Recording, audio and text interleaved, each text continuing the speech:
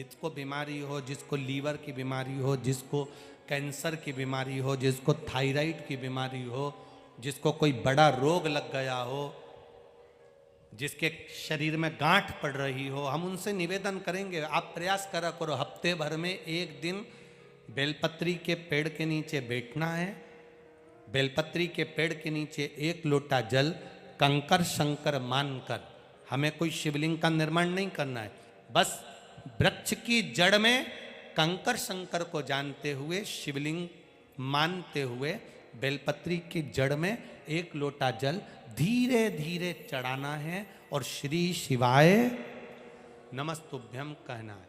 अगर श्री शिवाय नमस्तुभ्यम नहीं भी कहो तो पंचाक्षर मंत्र का जाप करो, नमः शिवाय। बन सके तो षडाक्षर मंत्र का जाप करो, ओम नमः शिवाय। ये भी नहीं कर सकते तो द्वादश अक्षर मंत्र का जाप करो, ओम नमो भगवते वासुदेव। ये भी नहीं कर सकते तो 2 अक्षर का जाप करिए राम। ये भी नहीं कर सकते तो 2.5 अक्षर का करिए कृष्ण। पर जाप करो, जल चढ़ाते चढ़ाते जिसका किडनी, लीवर, थायराइड आदि आदि बीमारियां जिसको बहुत ज़्यादा घिरती हो, हफ्ते में एक बार, जैसे हफ्ते में एक बार तुम होटल जाते हो, हफ्ते में एक बार तुम बाहर घूमने जाते हो, उसी तरह हफ्ते में एक बार बेलपत्री के पेड़ के नीचे बैठकर शिव नाम का गुणगान करिए। धीरे धीरे धीरे धीरे बेलपत्री के वृक्ष में सारी 64 योगनियां, देवियां, देवता, लक्ष्मी, नारायण, ब्रह्मा, ब्रह्माणी, इंद्र, इंद्राणी सब उसी में विराजमान है। जब आप बैठोगे, शिव नाम जपोगे तो धीरे धीरे बीमारी अपने आप समाप्त होती चली जाएगी। हफ्ते में एक नियम बनाओ कि मुझे शिव मंदिर तक जाना है, शंकर जी के बेलपत्र के नीचे बैठकर भगवान शिव का भजन। नियम बनाओ। किस किस के मोहल्ले में बेलपत्री का पेड़ लगा है? हाथ उठाओ जरा। लगा है सबके यहाँ? रखो हाथ नीचे। एक बात बहुत अच्छे से ध्यान करना, जो बेलपत्री का पौधा आपके सिर से ऊपर हो, उसी बेलपत्री के पौधे की पत्ती को लेना चाहिए। जो पौधा आपके सिर से नीचा हो, उस बेलपत्री के पौधे की पत्तियों को नहीं तोड़ना चाहिए, क्योंकि वो कुंवारा रहता है, छोटा रहता है। छोटे के कारण बस उसकी पत्तियों को नहीं तोड़ा जाता। जो बड़ा हो, जिसकी छाया हमारे ऊपर आ रही, जिसकी छांव हमारे ऊपर आ रही। कई लोगों को हम कहते हैं बेलपत्री के पौधे की पूजन करना चाहिए, बेलपत्री के पेड़ की पूजन करना चाहिए, तो उन्होंने गमले में इतना बड़ा पौधा लगा लिया, उसी की पूजन कर लेती हैं, उसी की पत्ती तोड़ लेती हैं। अब जरा विचार करो, पौधे में जो तुमने गमले में बेलपत्री का पौधा लगाया वो छोटा है, उसकी छाया हमारे ऊपर नहीं पड़ रही। हमारे शास्त्र क्या कहते हैं? वृक्ष की छाया हमारे ऊपर पड़ना चाहिए। हाँ, गमले में बेलपत्री का पौधा लगाओ, थोड़ा बड़ा कर लो, बड़ा होने के बाद उसको एकांत में जाकर कहीं जमीन पर लगा कर आ जाओ। वो पौधे को ध्यान रखो, बड़ा होता चले जाए, बड़ा होता चले जाए। रोड के किनारे पर, रोड की साइड में, शमशान जाने वाले रास्ते के किनारे पर बेलपत्री का पौधा लगा होना चाहिए। क्यों? अगर कोई भूल से भी मुर्दे को लेकर जा रहा है, शमशान लेकर जा रहा है और बेलपत्री की छाया उस पर पड़ जाती है, तो उसका कल्याण हो जाता है, वो फिर जन्म नहीं लेता, उसकी मुक्ति हो जाती है, उसका मोक्ष हो जाता है, वो मुक्त हो गया, वो मोक्ष पा गया। शिव कथा कह रही है, शिव महापुराण की कथा वर्णन कर, शिव तत्व कह रहा। देवराज नामक का ब्राह्मण बेलपत्री के पेड़ के नीचे प्राणों को त्याग दिया। शिव जी आए, नंदी पर बिठा कर ले गए। उसने प्रश्न कर लिया बाबा से, मैंने कभी मंदिर नहीं गया, मैंने कभी पूजन नहीं करी, मैंने कभी आराधना नहीं करी, मैंने कभी जल नहीं चढ़ाया, मैंने कभी शिव नाम नहीं लिया, फिर मुझे मुक्ति कैसे मिल रही है? कहा, तुम्हारी माता 1 लोटा जल शिव जी को चढ़ाती थी। जिस घर का एक व्यक्ति भी अगर शंकर को जल चढ़ा रहा है, प्रतिदिन शिव मंदिर में जल चढ़ा रहा है, उसकी 71 पीढ़ी तर जाती है, उसको फिर कोई जरूरत नहीं पड़ती है। एक भी चढ़ा। खाली न जाता कोई दर से तुम्हारे, मैं भी खड़ा हूँ बाहें पसार, अपने हृदय से लगा लो गिरा जा रहा हो, उठा लो कहे लो कहने। आपकी भक्ति प्रबल हो। देवराज देवयोग को प्राप्त हुआ। बिंदुक नाम का ब्राह्मण चोरी का धन लेकर पानी में गिर गया, मर गया। सर्प के डसे से, पानी में डूबकर मरे से, स्त्री के हाथ से मरे से, जो मर जाता है उसको कभी वैकुंठ धाम नहीं मिलता, प्रेत की योनि पाकर वो भटकता रहता है। ये कई लड़के होन, कई नवयुवक छोरे होन, बेटा होन, ऐसे हैं। मेरे को उसने धोखा दे दिया, वो लड़की के चक्कर में उसके स्मरण में प्राणों को त्याग दिया। अब उसको इतना भान नहीं हुआ कि तू मर तो गया, ना तो तू बैकुंठ गया, ना तू नरक गया, प्रेत योनि में पड़ा और भटक रहा है। प्रेत योनि में पड़ा भटक रहा है। पानी में डूबकर कोई मर गया, स्त्री के हाथ से कोई मर गया, पानी में डूबकर कोई मर गया, नारी के चक्कर में मर गया, सर्प के डसे से मर गया, उसकी मुक्ति नहीं है साहब, मोक्ष नहीं है उसका, उसकी गति नहीं संवरती, मुक्तता नहीं है उसकी। अब बिंदुक तो पानी में डूबकर मरा था। परीक्षित, राजा परीक्षित की कथा कहती है, सर्प के डसे से मरा पर भक्ति का बल प्रबल था। पानी में डूब धक्का मिल जाता है, जिसको हर जगह से चोट दे दी जाती है, हर जगह से धक्का दे दिया जाता है, हर जगह से उसको धकेल दिया जाता है, ठोकर लगा दी जाती है। हर जगह से जब वो ठोकर खा लेता है तो फिर वो किसी न किसी सदगुरु की शरण में चले जाता है, किसी न किसी गुरु की शरण में पहुंच जाता है। तात्या भोसले जी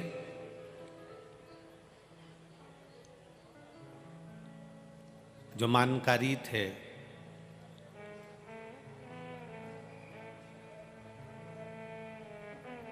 राज्य की सीमा का जिनके पास में कार्यभार था,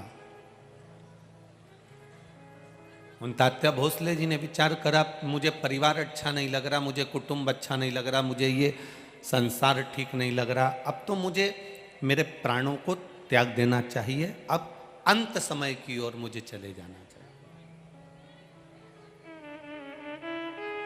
ठोकर लगने के बाद में, चोट लगने के बाद में, जगत के लोग जब आपको ताना दे देते हैं, जब गाली दे देते हैं, अपशब्द कह देते हैं, आड़ा टेढ़ा कह देते हैं, अपशब्द पर अपशब्द कह देते हैं, तब ये मन क्षुब्ध हो जाता है, फिर ये मन कहीं लगता ही नहीं। अब तो ऐसा लगता है कि प्राणों को त्याग देना चाहिए।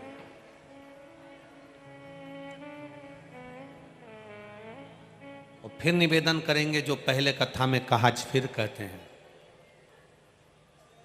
दुनिया के लोगों पर विश्वास करोगे एक दिन टूट जाएगा, दुनिया के लोगों पर भरोसा करोगे एक दिन धोखा दे दिया जाएगा, पर मेरे महादेव पर विश्वास करोगे और भरोसा करोगे तो कभी वो धोखा नहीं देगा। शंकर भगवान पर करा गया विश्वास, शिव जी पर करी गई अटूट श्रद्धा, आपका भरोसा, आपकी दृढ़ता टूटने वाली नहीं है।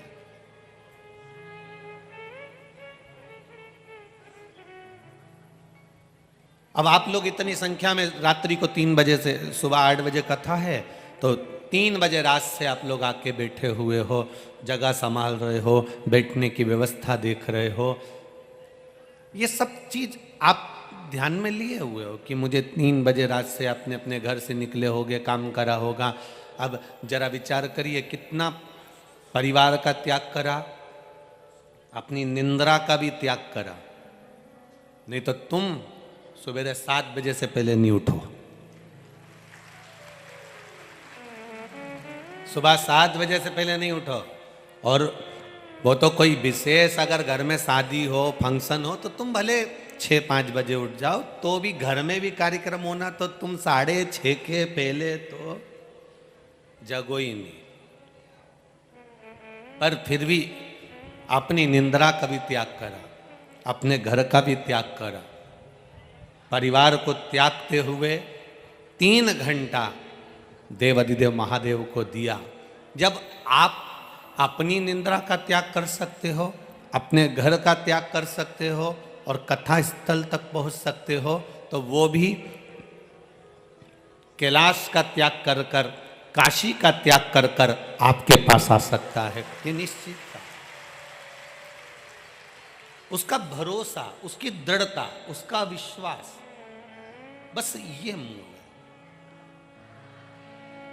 और आपका भरोसा जब दृढ़ हो जाएगा, आपका विश्वास जब दृढ़ हो जाएगा, तो उससे मिलन निश्चित है।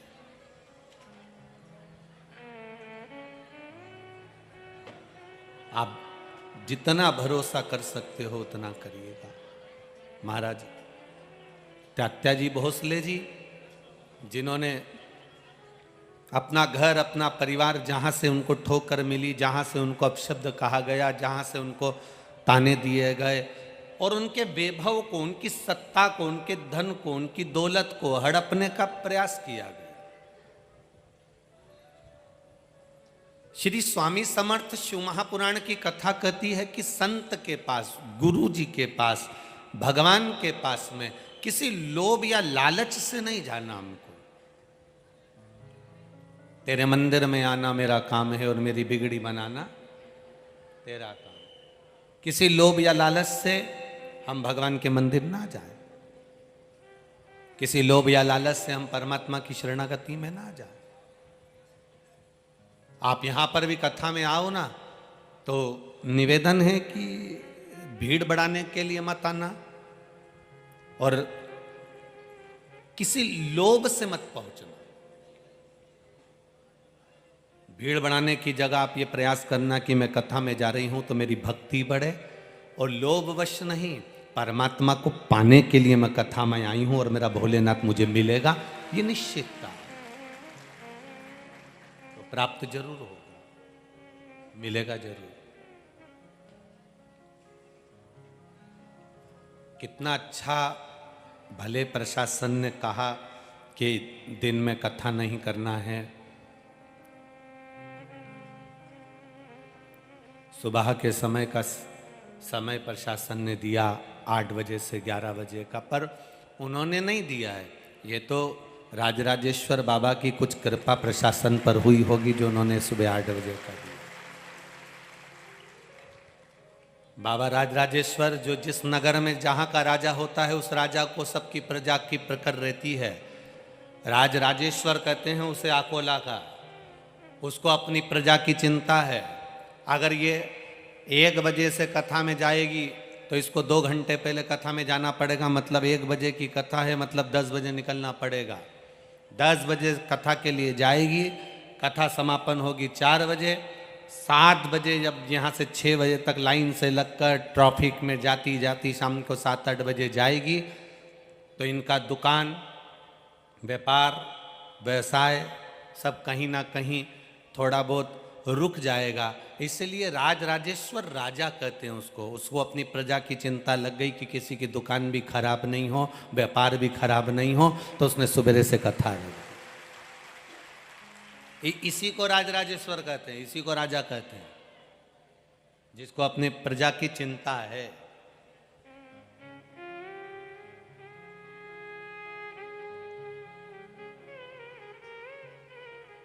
रामकृष्ण परमहंस जी और स्वामी विवेकानंद जी का चरित्र याद आ गया, जो वृंदावन की धरा पर सिर के बल उतरे थे और किसी ने प्रश्न कर लिया था रामकृष्ण परमहंस जी से कि भगवान की बंसी में ऐसा क्या है जो लोग पूरी रात भगवान की बंसी का इंतजार करते थे और भगवान के साथ रास करते थे। रामकृष्ण परमहंस जी ने कहा रात को सुबह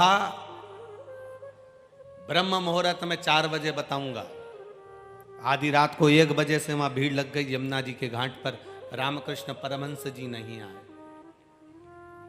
भीड़ लगी लगी लगी लगी लगी लगी 1 बजे से लेकर सुबह 5 बजे तक लोग इकट्ठे हो गए, लाखों की जनता इकट्ठी हो गई कि आखिर भगवान की बंसी में ऐसा क्या है जो गोपियां सुध भूल कर चली जाती थी आधी रात को।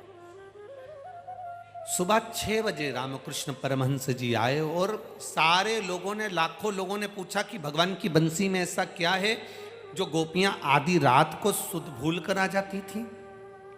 रामकृष्ण परमहंस जी ने कहा वो बंसी में क्या है मुझे नहीं मालूम, पर आज भी उस बंसी में दम तो है, इसलिए रात को 3 बजे से लेकर 6 बजे तक तुम यहां बैठे हो। हम भी नहीं जानते कि शिव महापुराण में क्या है, हम भी नहीं जानते कि भगवान के शंकर के नाम उच्चारण में क्या है, हम भी नहीं जानते कि शिव तत्व में क्या है, पर इतना जरूर जानते हैं कि शंकर की भक्ति में कुछ तो है जो रात को 3 बजे से आप भी यहां इंतजार कर रहे हैं। शिव महापुराण एक दृढ़ता के साथ में, एक भरोसे के साथ में, एक विश्वास के साथ में।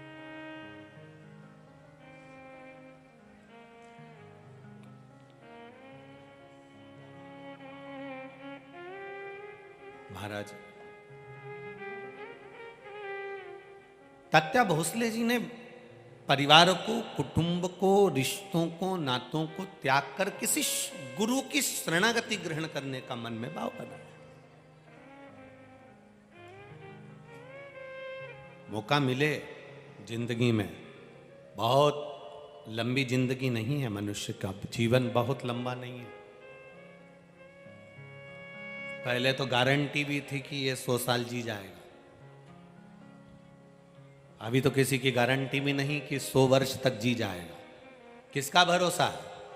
एक क्षण का भरोसा नहीं मानव देह का, कब प्राण छूट जाए, कब जाना पड़ जाए, कब इन प्राण के पखेरु उड़ जाएं, इसका किसको अंदाजा, इसका किसको ज्ञान? हम होएं, आप होएं, चाहे दुनिया का कोई व्यक्ति हो, कितना बड़ा भी वो भाग्य का वक्ता क्यों ना हो, कितना बड़ा भी वो भविष्य का वक्ता क्यों ना हो, पर मृत्यु पर उसका कोई कमांड नहीं हो सकता। मृत्यु सत्य है, इसलिए कहा जाता है राम नाम सत्य। मृत्यु की सत्यता है, उसको कोई नकार नहीं सकता। और जब मृत्यु सत्य है तो उसका विचरण, उसका विचार करना, उसका चिंतन करना। तात्या भोसले जी ने विचार करा कि अब मुझे यहां पर परिवार में, नातों में, रिश्तों में, कुटुंब में, कबीले में नहीं रहना, अब मुझे छोड़कर भगवान की भक्ति की ओर अग्रण्य होना। मुझे भगवान का भजन करना है, मुझे स्मरण करना है, मुझे भक्ति करना है, मुझे मंत्र जाप करना है, मुझे नाम जाप करना है। और तात्या भोसले जी छोड़कर श्री स्वामी समर्थ जी के पास में पहुंच गए।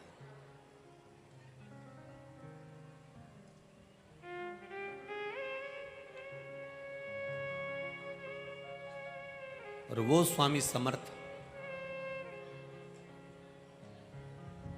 दुनिया के लोग कहते हैं कि ये दत्त का अवतार है, दुनिया के लोग कहते हैं ये नरसिंह जी का अवतार है, पर कभी आपने अगर श्री स्वामी समर्थ जी का दर्शन किया हो तो उनके गले में एक रुद्राक्ष, अंतिम समय तक प्राण छोड़ने के कुछ देर पहले उन्होंने अपना रुद्राक्ष उतार कर अपने एक भक्त को दे दिया था। पूरी जिंदगी उनके गले में एक रुद्राक्ष पड़ा रहा, वो श्री स्वामी समर्थ जी थे। एक रुद्राक्ष अपने गले में धारण करते हैं। कोई कहता है कि दत्त के अवतार है, कोई कहता है शिव के अवतार है, कोई कहता है ब्रह्मा के अवतार है, कोई कहता है नारायण के अवतार है। कोई कहता है राम के अवतार हैं, कोई कहता है कृष्ण के अवतार हैं। पर कोई सदगुरु, कोई संत, कोई साधु, कोई सन्यासी, कोई तपस्वी, कोई साधक, कोई उपासक जब भी भजन करता है, जब भी मंत्र जाप करता है, जब भी नाम जाप करता है, जब भी नाम स्मरण करता है, जब मंत्र में डूबा रहता है, नाम में डूबा रहता है, नाम स्मरण में डूबा रहता है, महाराज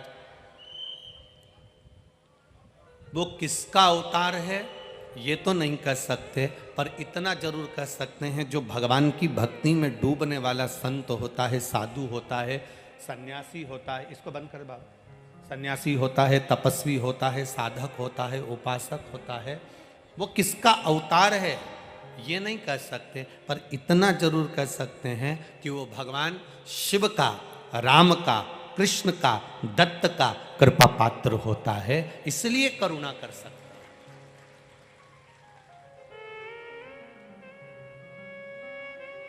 तात्या भोसले जी पहुंच गए श्री स्वामी समर्थ जी के पास। अब जाकर उन्होंने जैसे ही पहुंचे तो स्वामी समर्थ जी का ध्यान मुद्रा में, भक्ति में लगा हुआ था, ध्यान में मैं। तात्या भोसले जी ने प्रणाम किया तो स्वामी समर्थ जी ने कहा, क्यों मानकारी जी, आपके पास में तो एक क्षेत्र का राज्य है, आपके पास में तो एक क्षेत्र का सारा सुख है, और आप आज संत के पास आकर बैठे हो। बचपन, जवानी, अधेड़ी और बुढ़ापा, इन चार अवस्था में से जो अवस्था आपकी निकल गई उसको निकल जाने दो, क्योंकि जो चले गया वो तो वापस नहीं आ सकता। अभी छत्तीसगढ़ की कथा में, भिलाई की कथा में आपसे कहा था, दुनिया की ऐसी कोई सी दौलत नहीं बनी, करोड़पति से करोड़पति व्यक्ति, धनपति से धनपति व्यक्ति, वैभवपति से वैभवपति व्यक्ति, दुनिया में अभी तक वो दौलत नहीं बनी जो आपके गए हुए समय को वापस ला कर दे दे। दुनिया की दौलत में वो सामर्थ्यता नहीं। दौलत से मकान खरीद लोगे, घर खरीद लोगे, प्लाट खरीद लोगे, शादी कर लोगे, बच्चे हो जाएंगे, कुटुंब, कबीला, सब कुछ हो सकता है। फैक्ट्री, दुकान, जमीन, जायदाद, प्लाट, कॉलोनी, मकान, गाड़ी, बंगला, ब्याह, शादी, सब कुछ दौलत से हो सकता है, पर धन से गया हुआ समय वापिस नहीं ला सकते। तो शिव पुराण कहती है गया समय वापिस नहीं आ सकता, तो एक काम जरूर हो सकता है कि भजन कर कर शंकर जी को एक लोटा जल चढ़ाकर आने वाले समय को संवारा जा सकता है। जो गया उससे मतलब नहीं,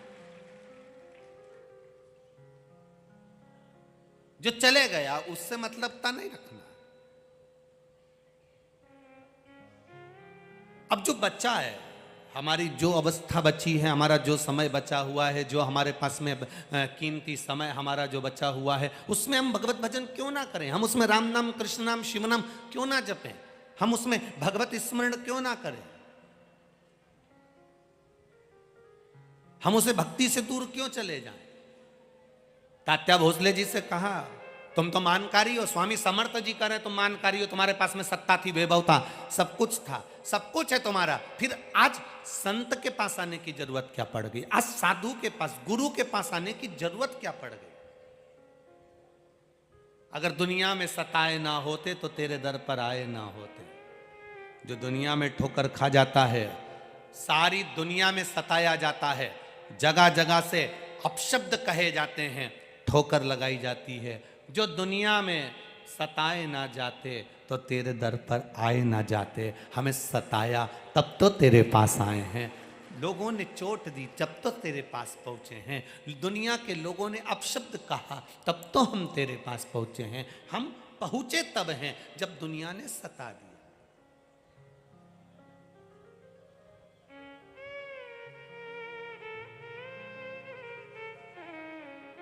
कितने किस्मत वाले हो आकोला वालों, जरा विचार करिएगा, तुम्हारा भाग्य देखिए कितना प्रबल होगा।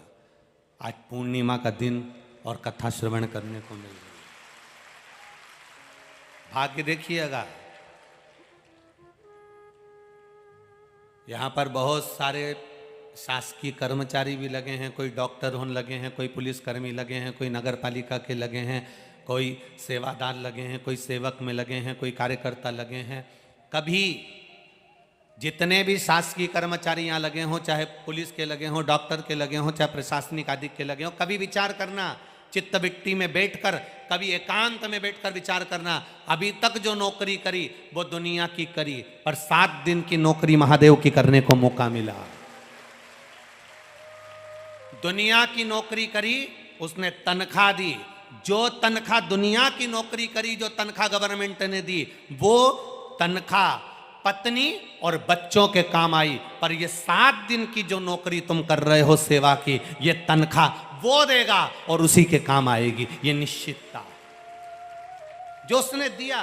7 दिन आप सेवा कर रहे हैं, 7 दिन सेवा में लगे हैं, भगवत भजन में लगे हैं, नौकरी की जगह नौकरी कर रहे हैं, कथा की जगह कथा सुन रहे हैं, ड्यूटी भी चल रही है और कथा भी चल रही है। अर्थात वो कोई शिव महापुराण की कथा वही तो कहती है, चलती हुई दुकान में प्लाट ले लीजिए। चलती हुई दुकान में आपकी दुकान अच्छी चल रही है, व्यापार अच्छा चल रहा है, तो चलते चलते व्यापार में पत्नी के जेवर भी बना लो। चलती चलती दुकान में प्लाट भी ले लो, चलती चलती दुकान में मकान भी ले लो। अगर दुकान नहीं चलेगी, ना तो पत्नी के जेवर बना पाओगे, ना प्लाट ले पाओगे, ना मकान ले पाओगे, ना दुकान ले पाओगे। उसी तरह चलती हुई नौकरी में भी अगर भगवान शंकर की कथा मिल जाए तो समझ लो कि जीवन सार्थक हो गया।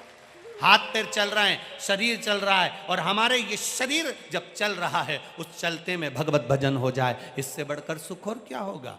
आज चौरसिया परिवार यहाँ कथा करवा रहा है, यजमान परिवार चौरसिया परिवार अगर यहाँ बैठा है, कथा के मुख्य यजमान बनकर बैठे हैं, तो चलते चलते इस शरीर के चलते चलते शिव महापुराण की कथा करवा ली, अपने जीवन को सार्थक कर लिया। ये जीवन की श्रेष्ठता है, ये जीवन का एक आनंद है, और इसी को श्रेष्ठता कहते। तात्या भोसले जी से कहा, मानकारी जी, स्वामी समर्थ जी करें, आप मानकारी, आपके पास में सत्ता है, वैभव है, और आप मेरी शरण में आज यहां आकर बैठे हो, संतों के पास में, आज साधु के पास में, सदगुरु के पास में आकर बैठे हो, क्या बात है। तात्या भोसले जी ने कहा, अब मेरा मन परिवार में नहीं लगता, अब मेरा मन कुटुंब में नहीं लगता, अब मेरा मन ऐसा करता है कि कुछ देर परमात्मा की भक्ति करी जाए, अब कुछ देर भगवान का भजन करा जाए। तात्या भोसले जी ने सेवा करना प्रारंभ करी। स्वामी समर्थ की सेवा करते करते करते करते करते करते करते करते स्वामी समर्थ जी की सेवा करते करते एक दिन तात्या भोसले जी पहुंच गए किसी विद्वान प्रखंड पंडित के पास, और उन्होंने कह दिया कि इतनी तारीख को इतनी बजे तेरे प्राण छूट जाएंगे, तू मर जाएगा। तात्या भोसले जी ने जब सुना, प्रसन्न हो गए। जाना तो सबको है, ऐसा कोई मनुष्य पैदा ही नहीं हुआ जो नहीं जाएगा।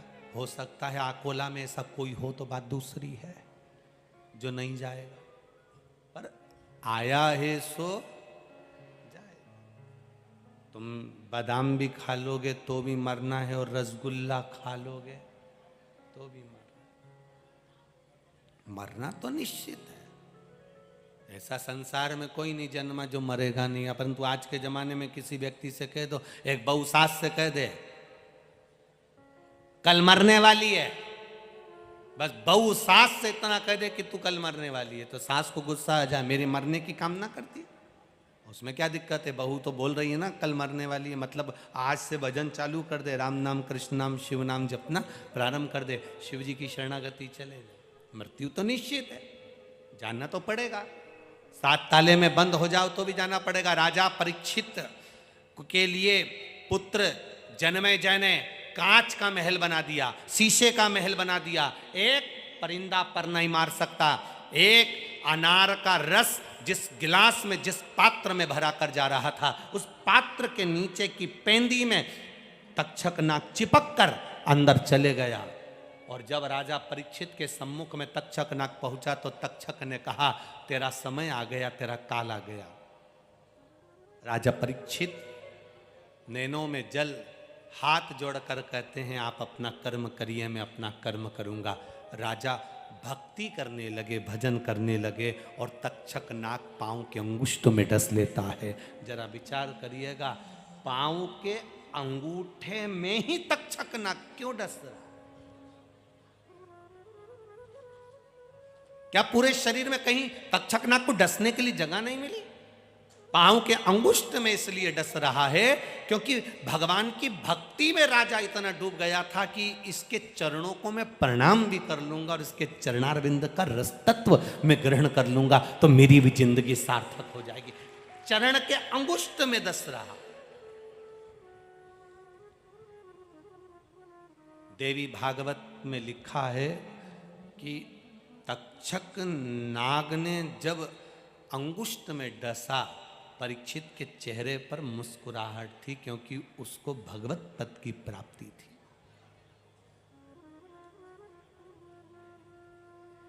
भगवत पद की प्राप्ति,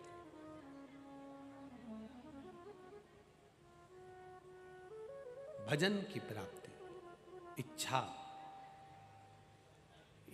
इतनी धूप पड़ रही है, गर्मी पड़ रही है, तपन पड़ रही है और आप धूप में बैठे हो।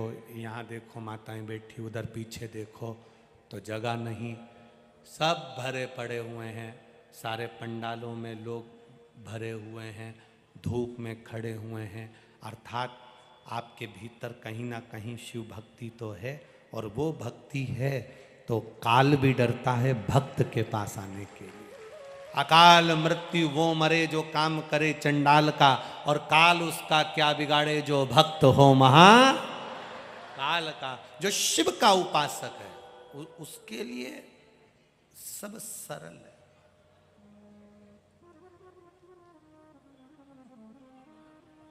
वो तो ये पंडाल में यहाँ बीच में थोड़ी जगह खाली पड़ी है, मैं कार्यकर्ताओं से आज तो नहीं पर कल निवेदन करूँगा कि जो धूप में बैठे रहे उनको यहाँ आगे बिठाने में तुम्हारा क्या जाता है, बिठा दिया तो।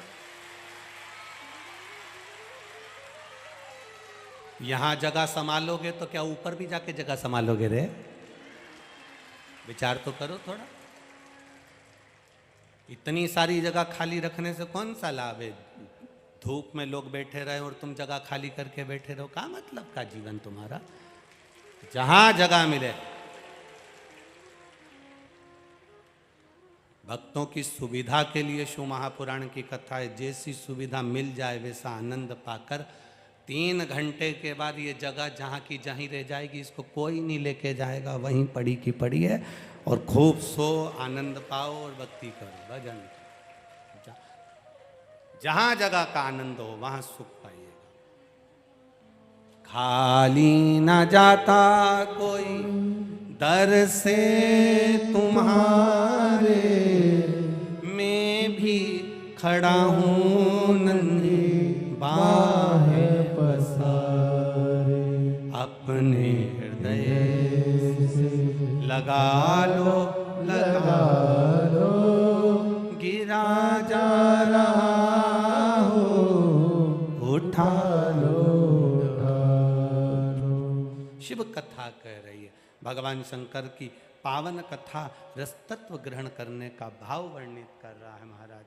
हमारे यहाँ शास्त्र कह रहा है, धीमा बजाओ भोलानाथ डमरू, धीमा बजाओ, धीमा बजाओ भोलानाथ डमरू, धीमा बजाओ, धीमा बजाओ भोलानाथ डमरू, धीमा बजाओ, धीमा बजाओ भोलानाथ डमरू, दोनों हाथों से प्रेम से, धीमा बजाओ, धीमा बजाओ भोला, धीमा बजाओ, धीमा बजाओ भोला, धीमा बजाओ, धीमा बजाओ भोला, धीमा बजाओ, धीमा बजाओ भोला, धीमा बजाओ। अरे धीमा बजाओ भोलानाथ डमरू, धीमा बजाओ, धीमा बजाओ भोलानाथ डमरू, धीमा बजाओ।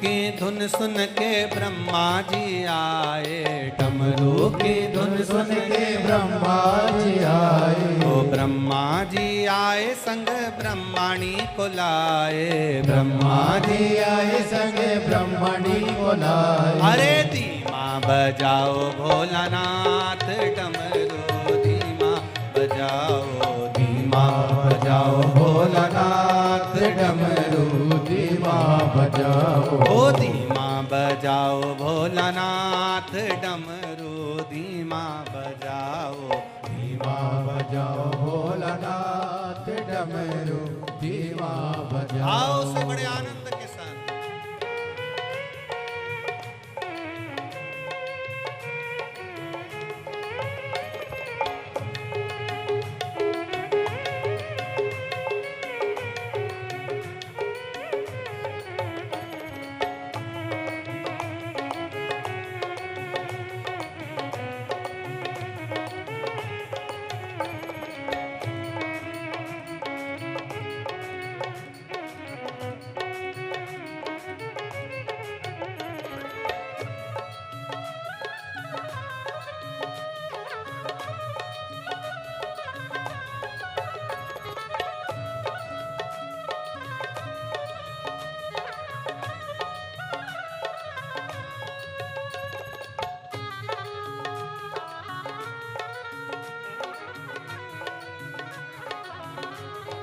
बोले राधे।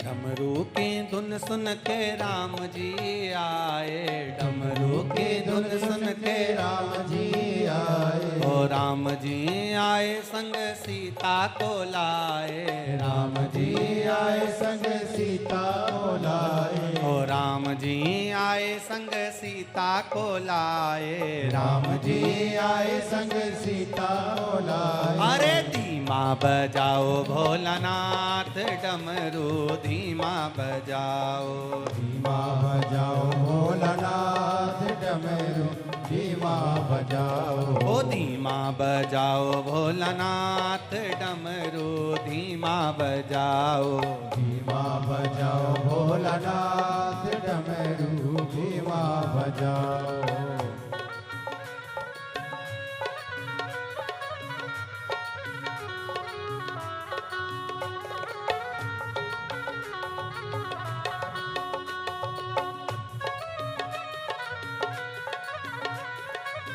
जय हो हरि बोल राधे।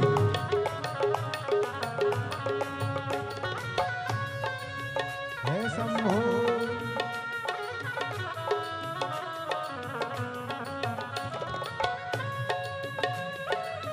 राधे।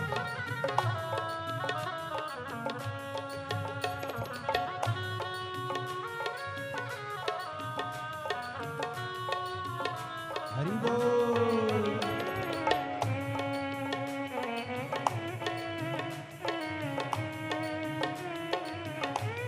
जय हो।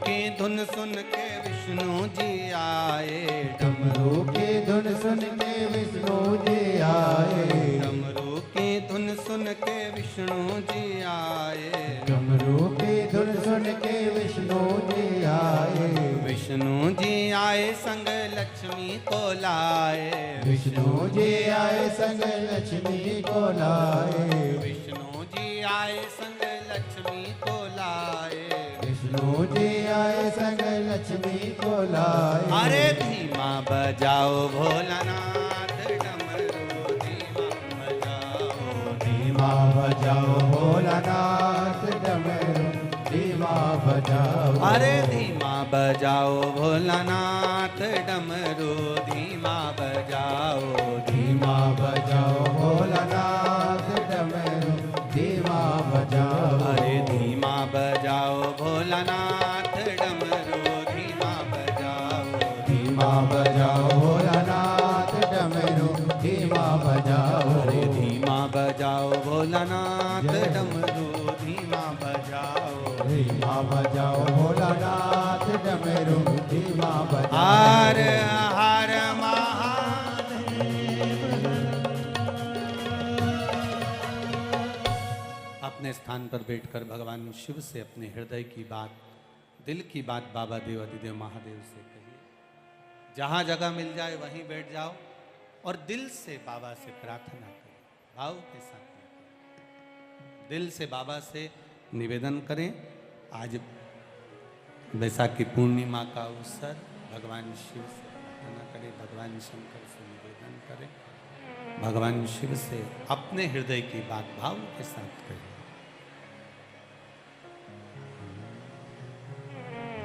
श्री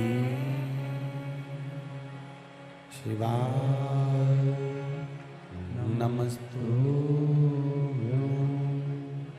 श्री शिवाय नमस्तुभ्यं, श्री शिवाय नमस्तुभ्यं, श्री शिवाय नमस्तुभ्यं, श्री शिवाय नमस्तुभ्यं।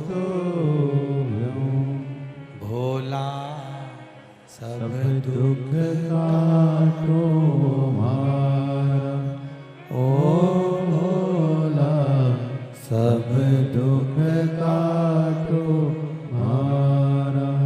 शिव शंकर जपो तेरी माला, भोले बाबा जपो तेरी माला, भोला सब दुख काटो मारा। ओ भोला सब दुख काटो मारा।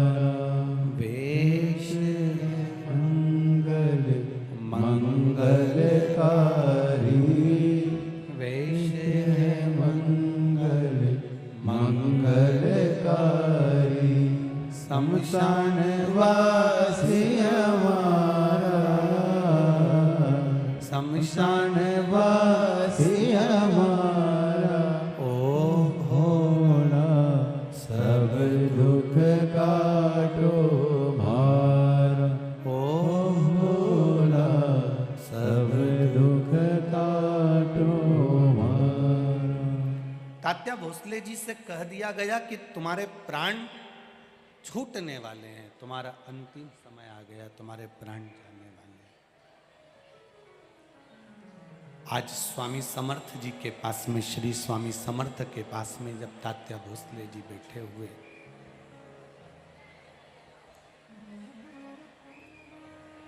चरण दबा रहे थे,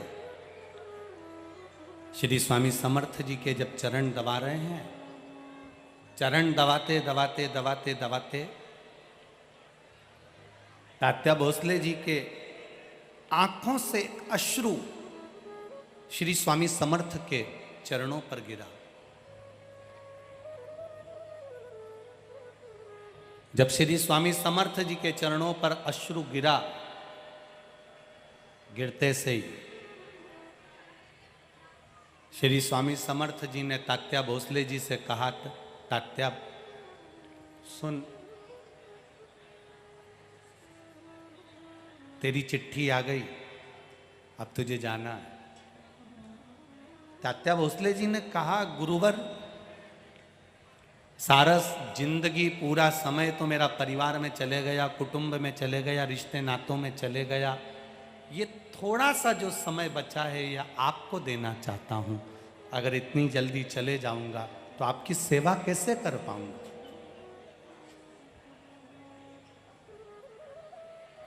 श्री स्वामी समर्थ जी ने तात्या भोसले जी से कहा, तो एक काम करना,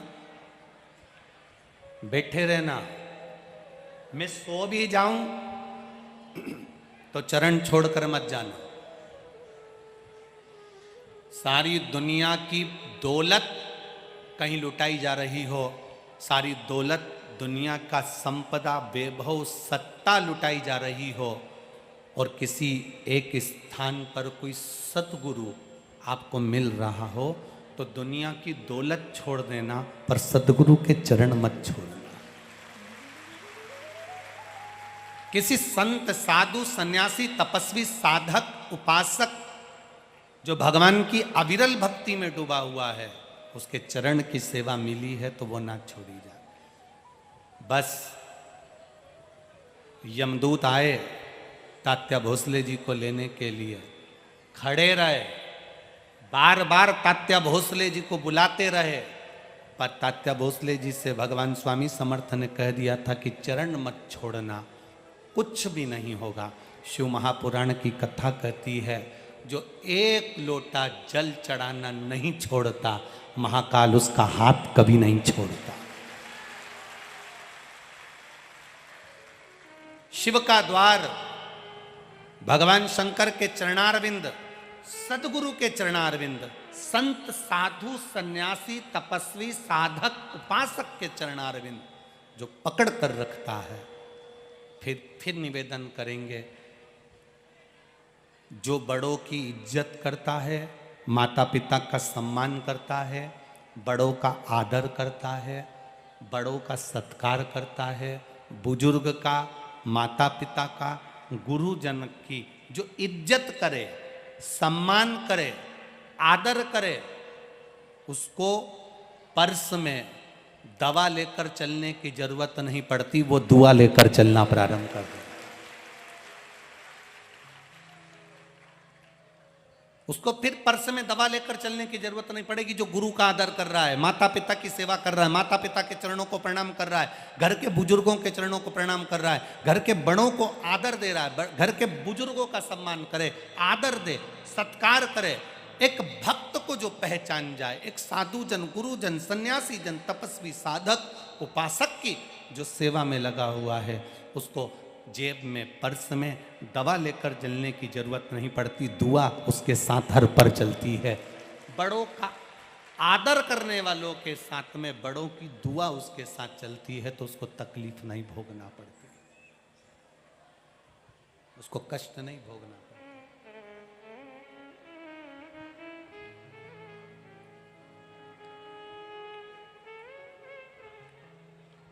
भोले मैं तेरी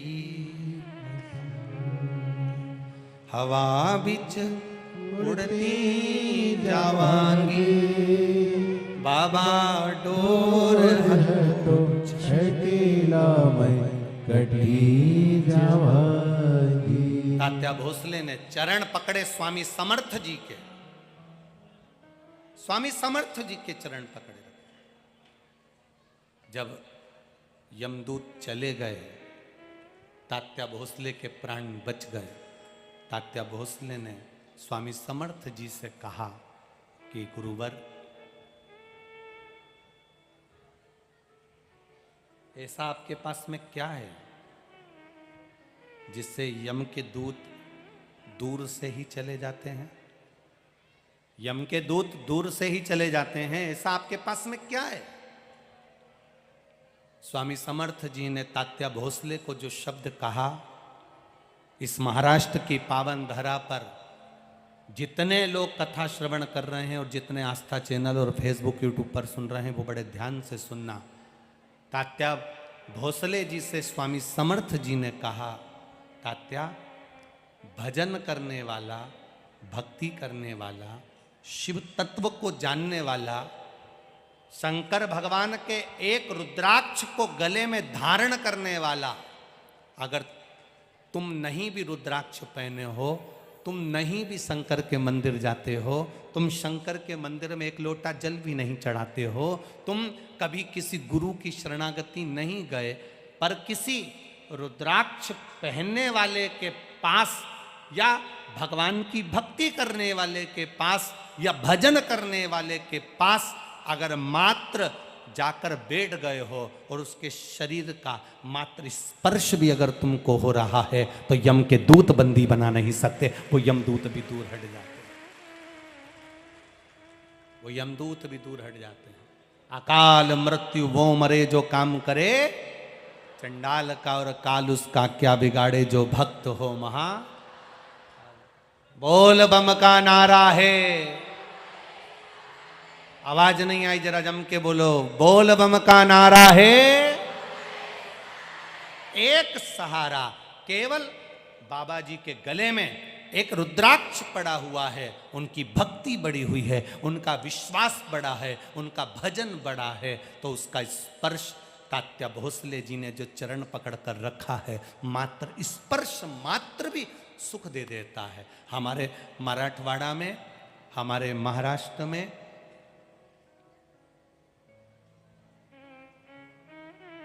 अब इधर विदर्भ में ऐसा है कि नहीं ये पता नहीं, विदर्भ साइड में, आप लोग विदर्भ के अंतर्गत आते हो ना? अरे बोलो तो जम के, आते हो ना विदर्भ के अंतर्गत?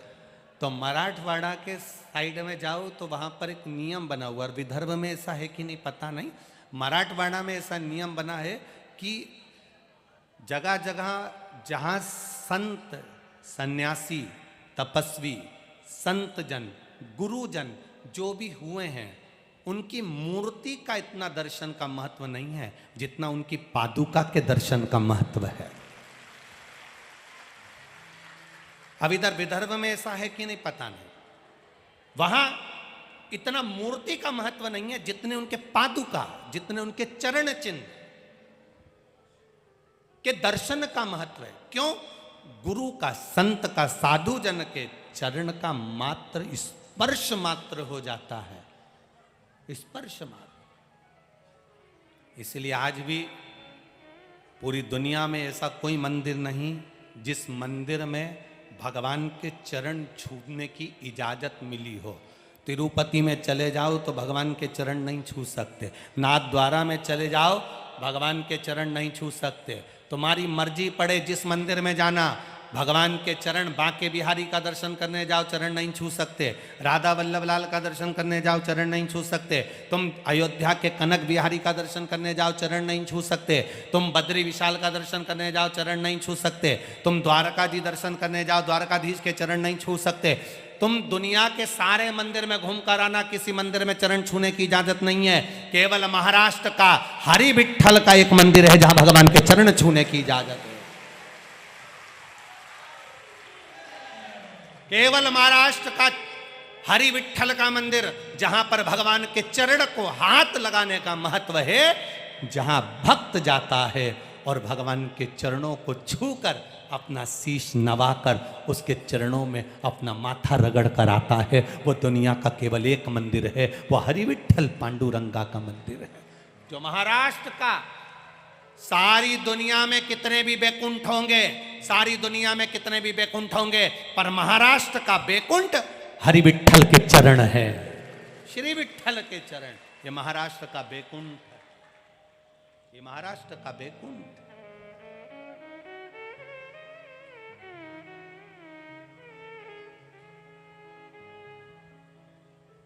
केवल एक बैकुंठ था।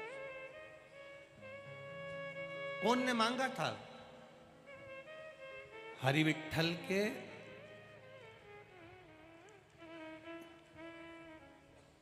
चलो रे महाराष्ट्र वालों जरा बोलो तो रे, उत्तर देना है तो तुम्हें चौरसिया जी पुरस्कार देंगे पक्का। ठीक है, हाँ हाँ बिल्कुल, हाँ हम कह देंगे ना चौरसिया जी को, वो तुम्हें देने से मना नहीं करेंगे, तुम तो बस उत्तर दे दो। हरि विठल के चरण का सबसे पहला दर्शन चरण पकड़कर किसने किया था? चलो उत्तर दो रे, बोलो रे महाराष्ट्र वालों, जल्दी उत्तर दो। श्री हरि विठल के चरणारविंद को पकड़कर उनके चरण के दर्शन की शुरुआत सबसे पहले किसने करी थी? तुकाराम जी ने, नामदेव जी ने, पौंडरिक, पौंडरिक,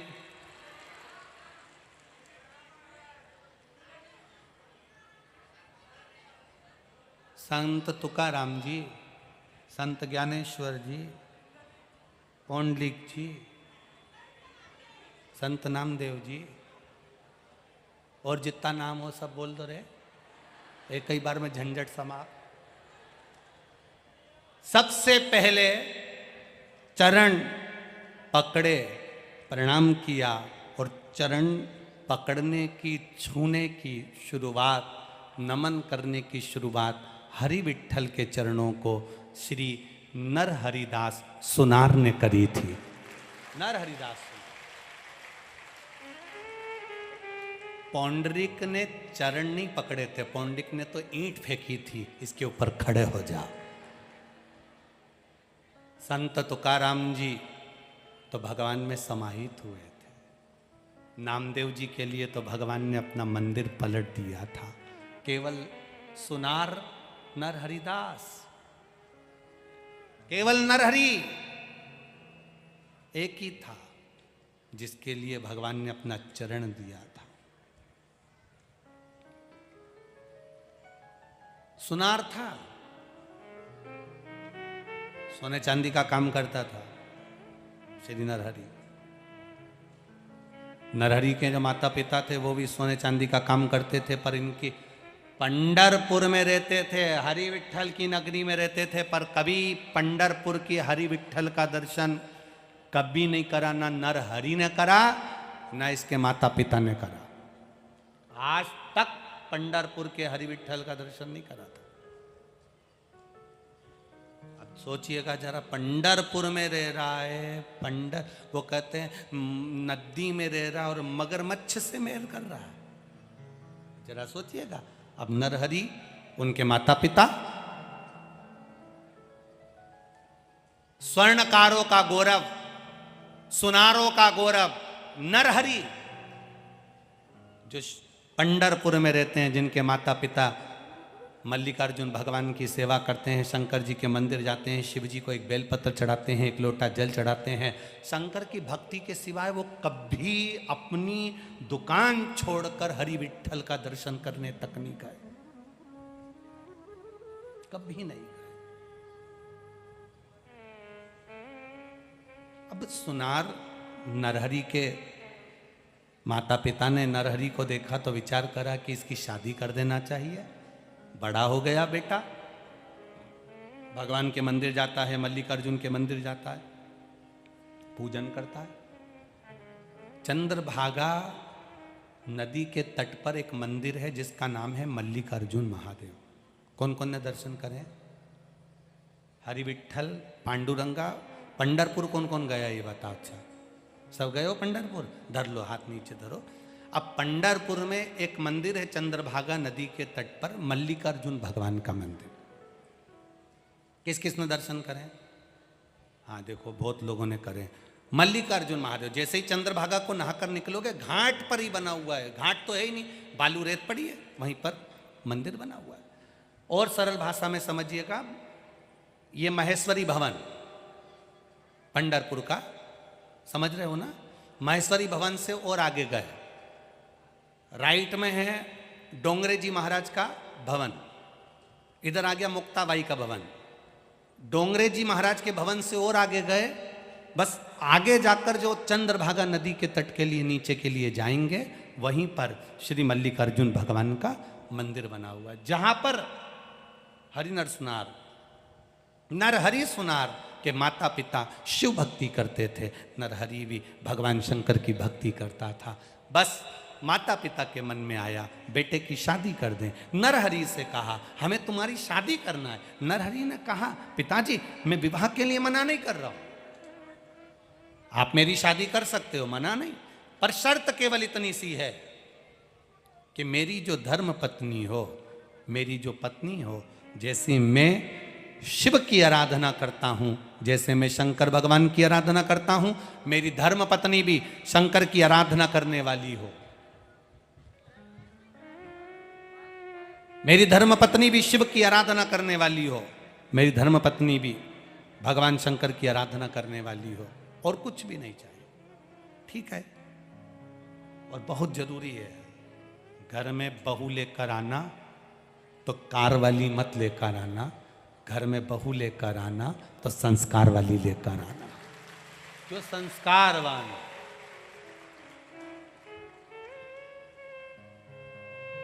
लड़की ज्यादा पढ़ी लिखी है उसके हिसाब से लड़का देखना, लड़का व्यापारी है, नौकरी करने वाला है, किस्सा लड़का है, उसके हिसाब से लड़की देखना। अब बिजनेस करने वाले लड़के के लिए लड़की देख रहे हो नौकरी वाली, सोच कर बैठे हो बहू आएगी गरम roटी देगी, अब मालूम पड़ा जगदम्बा आई तो उसी दिन से गरज रही है। कहा मतलब कर रहा।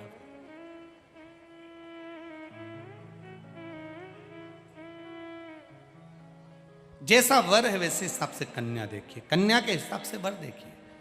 माता पिता से कहा मेरे लिए लड़की देखो तो ऐसी देखना जो भगवान की भक्ति करने वाली हो, भजन करने वाली हो, शिव महापुराण की कथा का रसतत्व ग्रहण करने वाली हो, शंकर का अनुमोदन करने वाली हो, शंकर जी पे एक बेलपत्र चढ़ाने वाली हो, शंकर भगवान पर एक लोटा जल चढ़ाने वाली हो। मालूम पड़े कन्या बच्ची बेटी रोज शंकर जी के मंदिर जाती हो, और पति ऐसा मिल जाए जो मंदिर जाए तो गाली बके, मंदिर जाने नहीं दे, कथा में जाने नहीं दे, सत्संग में जाने नहीं दे, भजन में जाने नहीं दे, बड़ा बड़ा चिल्ला चोट करे, बहुत क्रोध करे। अब करो तो करो क्या? तो नरहरि ने कहा, नरहरि सुनार बोले कि पिताजी मेरी शादी करना, लड़की ऐसी होना चाहिए जो शंकर जी की भक्त हो। अब इनको लड़की देखी तो गंगा नाम की कन्या के साथ में इनका विवाह हो गया। शिव की उपासक थी, उसका एक काम था गंगा का, शंकर मंदिर में नंदी के पास जाना और नंदी के पास में जाकर उसको स्नान कराना, फिर शंकर भगवान की जलाधारी का स्नान कराना, स्नान कराने के बाद शंकर जी पे एक लोटा जल चढ़ाना। शिव महापुराण की कथा कहती है महाराज,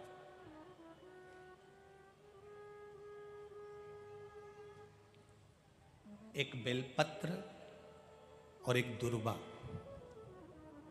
मात्र एक बेलपत्र और एक दुर्वा। दुर्वा जानते हो ना, दूब बोलते हो कि दुर्वा बोलते हो? हाँ दुर्वा बोलते ना, हरा हरा कलर की। एक दुर्वा और एक बेलपत्र। प्रयास करना जिंदगी में एक बार, जिन बेटा बेटी का मंगल विवाह नहीं हुआ हो और जिसको लगता है कि भगवान शादी हो तो ऐसी जगह हो जहाँ हमारा आदर हो, सम्मान हो, सत्कार हो, जहाँ लोग हमारा आदर करें, सम्मान करें, सत्कार करें, ऐसी जगह विवाह हो जहाँ आदर सम्मान मिले। एक दुर्वा एक बेलपत्र, जो सोमवार की अष्टमी के दिन नंदीश्वर का स्पर्श कराकर, नंदी का स्पर्श कराकर, जलाधारी का स्पर्श कराकर शिवलिंग के ऊपर समर्पित कर देता है, उसको जो वर प्राप्त होता है और घर प्राप्त होता है वह अच्छा ही प्राप्त होता है। अदालत तक नहीं जाना पड़ता, तलाक तक बात नहीं पहुंचती, और उसके घर में सुख और समृद्धि रहती। क्या क्या चढ़ाना है जम के बोलो जरा? एक दुर्वा और एक बेलपत्र।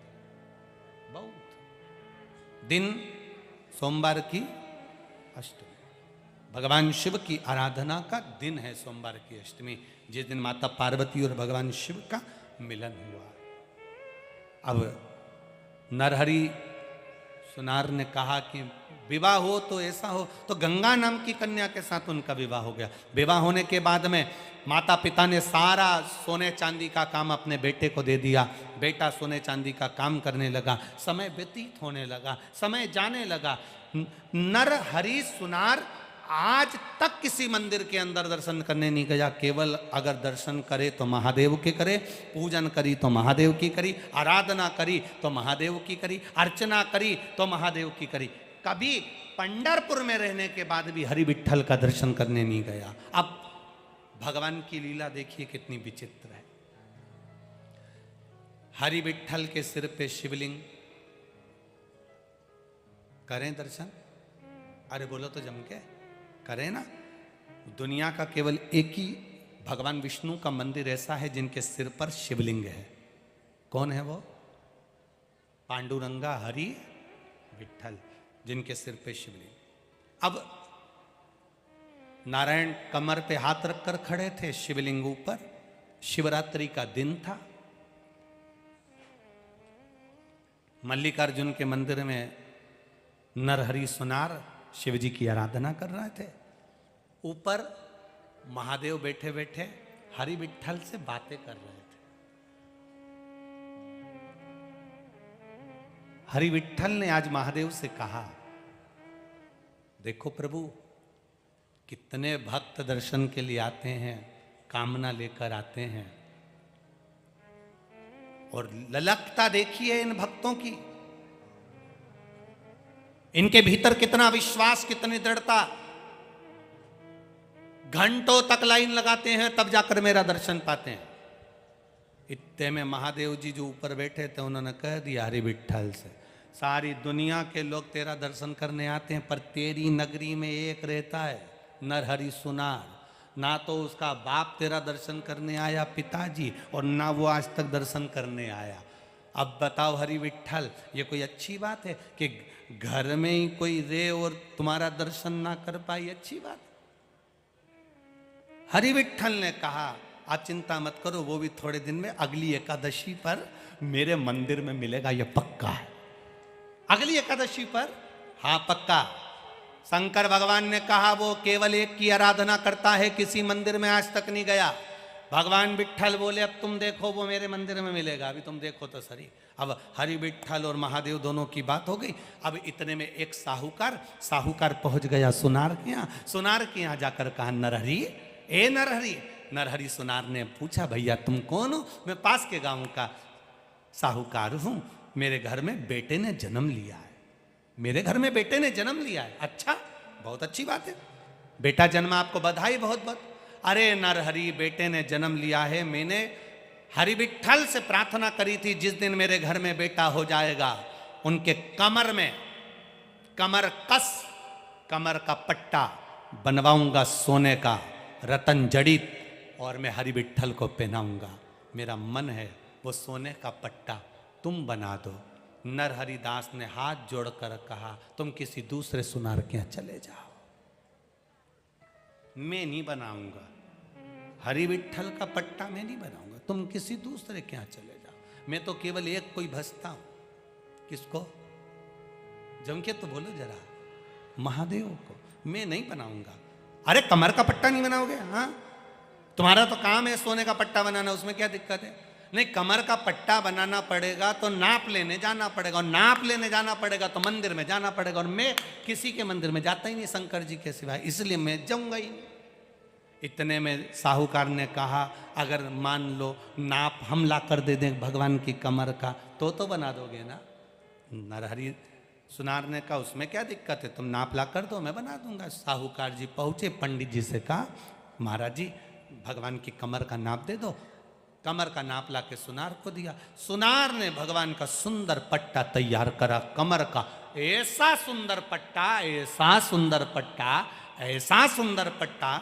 आज साहूकार ने पीतांबरी कपड़े पहनकर, बैंड बाजे ढोल बुलाकर, सिर पर चांदी की थाली में सोने का पट्टा रखकर भगवान हरि विठ्ठल के मंदिर में एकादशी के दिन प्रवेश किया। प्रवेश कर कर ब्राह्मण देवता से कहा, विद्वत जन से कहा, ये सोने का पट्टा हरि विट्ठल को पिना दो। जो सोने का पट्टा हरि विट्ठल को पिनाया तो वो 4 उंगल बड़ा निकल गया। जैसे ही बड़ा तो पिनाते से नीचे लटक गया। जैसे ही लटका साहूकार को गुस्सा आया कि बताओ, सुनार ने ये पट्टा बनाया और ऐसा बनाया कि 4 उंगल बड़ा है। पंडित जी, पट्टा कितना बड़ा है? 4 उंगल बड़ा है। अभी दो अभी के अभी सही करवाता हूं। आज ही पिनाना है हरि विट्ठल को पट्टा, एकादशी को ही पिनाना है। पट्टा दिया साहूकार ने, अपने घर के पहचान वालों को दिया, इस पट्टे को कटवा के आओ, 4 उंगल कटवा के आ जाओ। इनने 4 उंगल का पट्टा कटवाया। जैसे ही जाकर साहूकार ने अपने आदमियों को भेजा और सुनार से कहा, ये पट्टा तो तुमने बड़ा बना दिया, मुझे लगता है तुम सोना ज़्यादा देकर पैसा ज़्यादा लेने वाले थे ना, इसलिए तुमने पट्टे का वजन बढ़ा दिया, 4 उंगल ज़्यादा बढ़ा दिया। इतने में सुनार ने कहा, मुझे तुम्हारे धन दौलत से मतलब नहीं है, मेरे पास बहुत काम रहता है, मैं क्यों बढ़ाऊंगा तुम्हारा सोना, मैं क्यों बढ़ाऊंगा तुम्हारा सोना। ले जाओ। पट्टे को 4 उंगल काटा, पट्टा फिर तैयार करा, पट्टा तैयार कर कर फिर दिया। फिर साहूकार ने पंडित जी को दिया। पंडित जी ने जो पट्टा कमर में भगवान के बांधा तो 4 उंगल छोटा हो गया। अब 4 उंगल छोटा हो गया। फिर साहूकार ने अपने व्यक्ति को भेजा, जाओ उस सुनार के पास में, नरहरि सुनार के पास में। जैसे ही लोग गए, जाकर कहा 4 उंगल छोटा हो गया पट्टा, कैसा कैसा काट दिया तुमने? कि मैंने तो सही काटा, तुमने कहा था 4 उंगल बड़ा है, काट दो, 4 उंगल छोटा कर दिया। वापिस पट्टे को बढ़ाओ, 4 उंगल फिर बढ़ा दिया, बढ़ा के फिर भेजा। भेजते से पट्टे को फिर पहनाया, फिर लटक गया, 4 उंगल बड़ा हो गया। अरे साहूकार बोले, काका सुनार करा, 4 उंगल बड़ा कर देता, 4 उंगल छोटा कर देता। एक काम करो, पंडित जी ने कहा सुनार कोई मंदिर में ले आओ, नाप वो लेगा यहीं पर और यहीं सही कर देगा। सुनार से कहा नरहरि से, चलो पांडुरंगा के मंदिर में, हरि विट्ठल के मंदिर में कमर का नाप तुम लो और वहीं पर चलकर सही करो। इतने में नरहरि ने कह दिया, मैं एक के मंदिर के सिवाय कहीं नहीं जाता, मैं कहीं जाऊंगा ही नहीं। तो एक काम तो कर सकते हो ना, तुम भगवान का दर्शन मत करना, आंखों पे पट्टी बांध देते तुम्हारी, नाप तो हाथ से लेना। नरहरि सुनार ने कहा ये हो सकता है, तो मेरी आंख पे पट्टी बांध दो और मैं चलकर नाप ले लूं। अब नरहरि की आंख पे पट्टी बांधी कि दर्शन करूंगा ही नहीं भगवान का, और पट्टी बांधकर नरहरि सुनार को मंदिर के अंदर ले गए। और मंदिर के अंदर जाते से नरहरि सुनार ने कहा, बताओ हरि विट्ठल की कमर कहाँ पर है?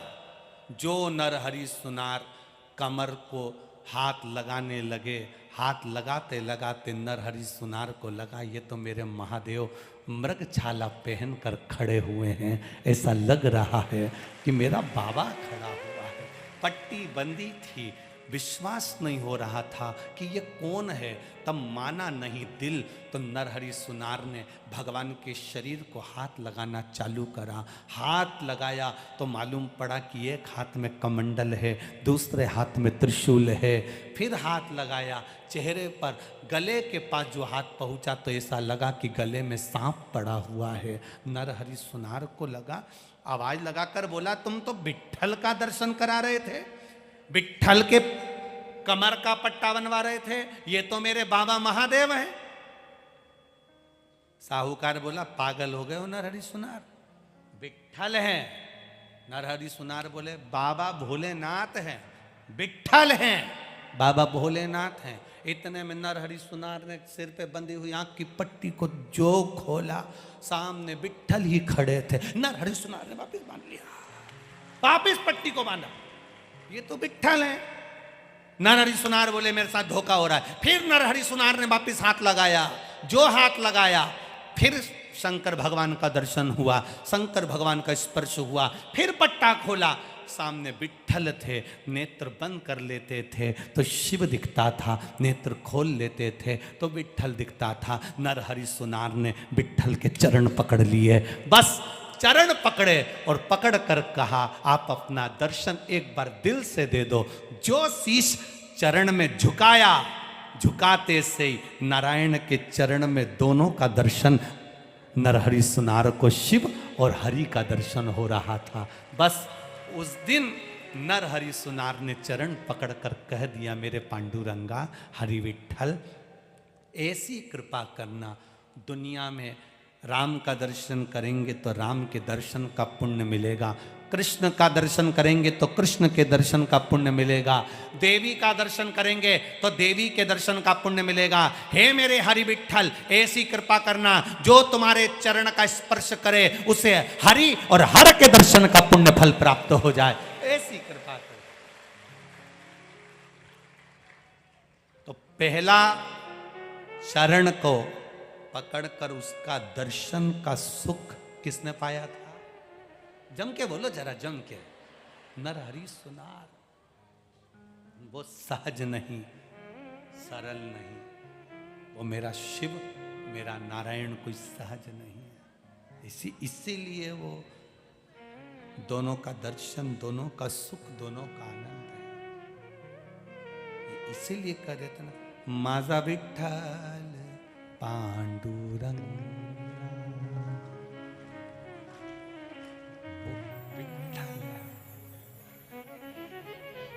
विठ्ठल विठ्ठला, माझा विठ्ठल पांडुरंग, माझा विठ्ठल पांडुरंग। सहज नहीं है मेरा विठ्ठल पांडुरंग, दोनों समाया है। संत, सदगुरु, प्रभु, परमात्मा, घर के बुजुर्ग, घर के बड़े, जिनके चरण का मात्र स्पर्श कर लेने पर, जिनके चरण को मात्र पकड़ लेने पर हमें दवा की जरूरत नहीं पड़ती, उसकी दुआ हमारे साथ चलती है। वो शिव तत्व, वो शंकर है, वो ओघड़ी है, वो दयालु, वो दातार, वो कृपा सागर है। आप ईश्वर को कभी नहीं देख पाओ।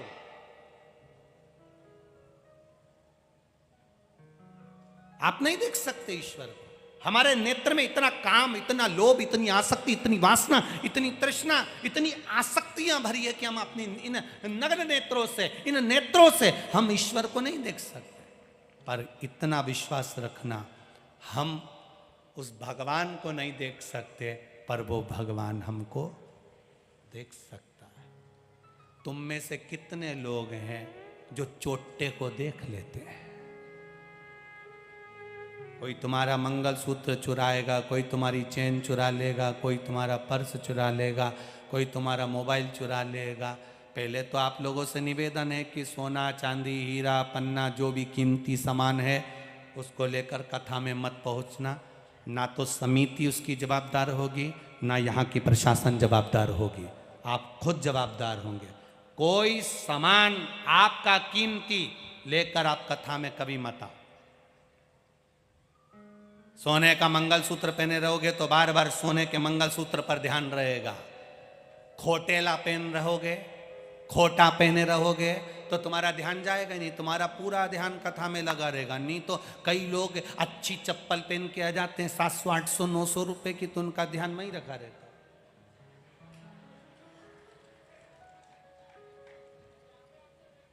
और जैसे इनकी चप्पल चली जाती है तो फिर दूसरे की चप्पल पे ध्यान चला जाता।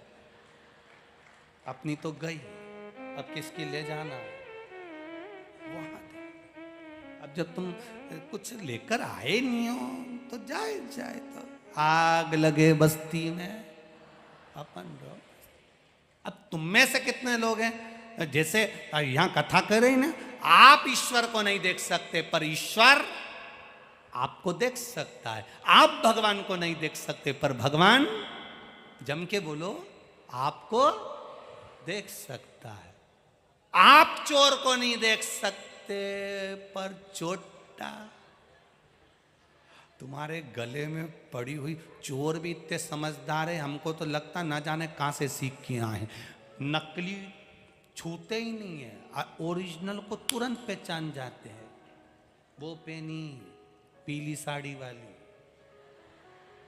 ध्यान गया और चोटा तुरंत उसी के पास जाके पल्लू डाल के तुरंत बैठा और बैठते से थोड़ी देर कथा में ऐसा मस्त हुआ, धीरे से पल्लू उड़ा और तुम्हारे ऊपर गया और मालूम पड़े चैन गायब। इसीलिए चैन चली जाएगी तो तुम बेचैन हो जाओगे। चैन मैन कुछ लेकर मत आना, कोई जरूरत नहीं। ज्यादा धन दौलत लेकर आने की भी जरूरत नहीं। तुम तो केवल अपना मन लेकर कथा में आना, बाकी का सब घर छोड़िए। केवल मन लेकर आओ, दिल से आओ। भगवान की कथा सुनना है, 3 घंटे कथा का स्मरण करना है। और कोई कोई माताएं कह देती है गुरुजी ऑटो में जाने का पैसा तो लाना पड़ेगा। तो तुमसे निवेदन है, अगर ऑटो में आने का पैसा भी नहीं हो तो वहीं पे खड़े रहना और उस डमरू वाले को याद करना कि तेरी कथा में जाना है, कोई को भेज रहा है क्या। इतनी देर में तो कहीं का हारन बजाता मिल जाएगा, काकी चल रही क्या, बस अपन बैठो चल। विश्वास कर कर, भरोसा कर कर। तुम ईश्वर को नहीं देख सकते पर ईश्वर तुमको देख सकता है। तुम भगवान को नहीं देख सकते पर भगवान तुमको देख सकता है। तुम चोर को नहीं देख सकते पर चोर तुमको देख सकता है। उसी तरह अपना कर्म ऐसे करते हुए चलो कि हमें ऐसा लगता है कि हमें कोई नहीं देख रहा, पर वो हमको देखता रहता है। हमारे भजन को, हमारे कीर्तन को, हमारे स्मरण को वो देखता रहता है, देख रहा है। हमारी दृष्टि नहीं जा सकती। आप लोग इतने दूर दूर 1 2 3 4 इतने सारे पंडालों में बैठे हो, बाहर धूप में खड़े हो, कोई कहीं बैठा है, कोई कहीं बैठा है। हमारी दृष्टि नहीं जाएगी, हमारी निगाह। और ये आस्था वालों के कैमरे की भी कैच नहीं कर पाएंगे। इतना दम नहीं है कैमरों में भी कि तुम्हें इतनी दूर दूर वो कैच कर सके। तुम्हें ये भले कैच नहीं करें पर वो नोबाल नहीं होने देगा। वो तो कैच कर लेगा, वो तुमको गिरने नहीं देगा, ये निश्चित। बस भजन में चित्त रमाइए, स्मरण में चित्त रमाइए।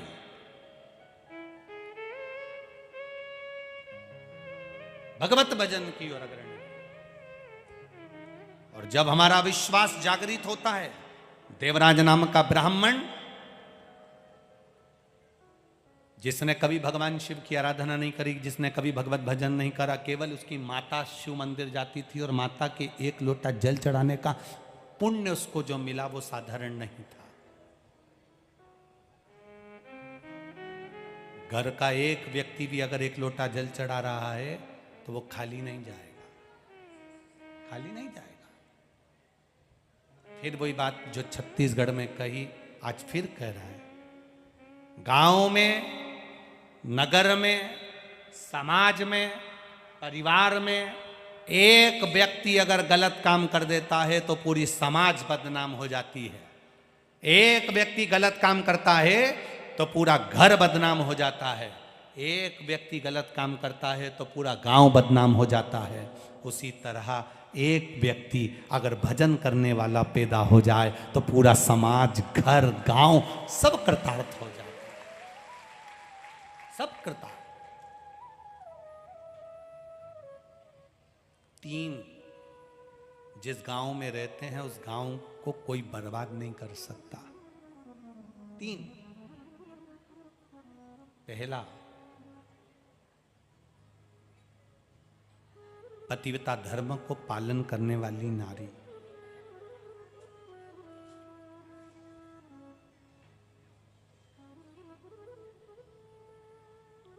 पतिव्रता धर्म का पालन करने वाली स्त्री जिस गांव में रहती है उस गांव को कोई बर्बाद नहीं कर सकता। दूसरा,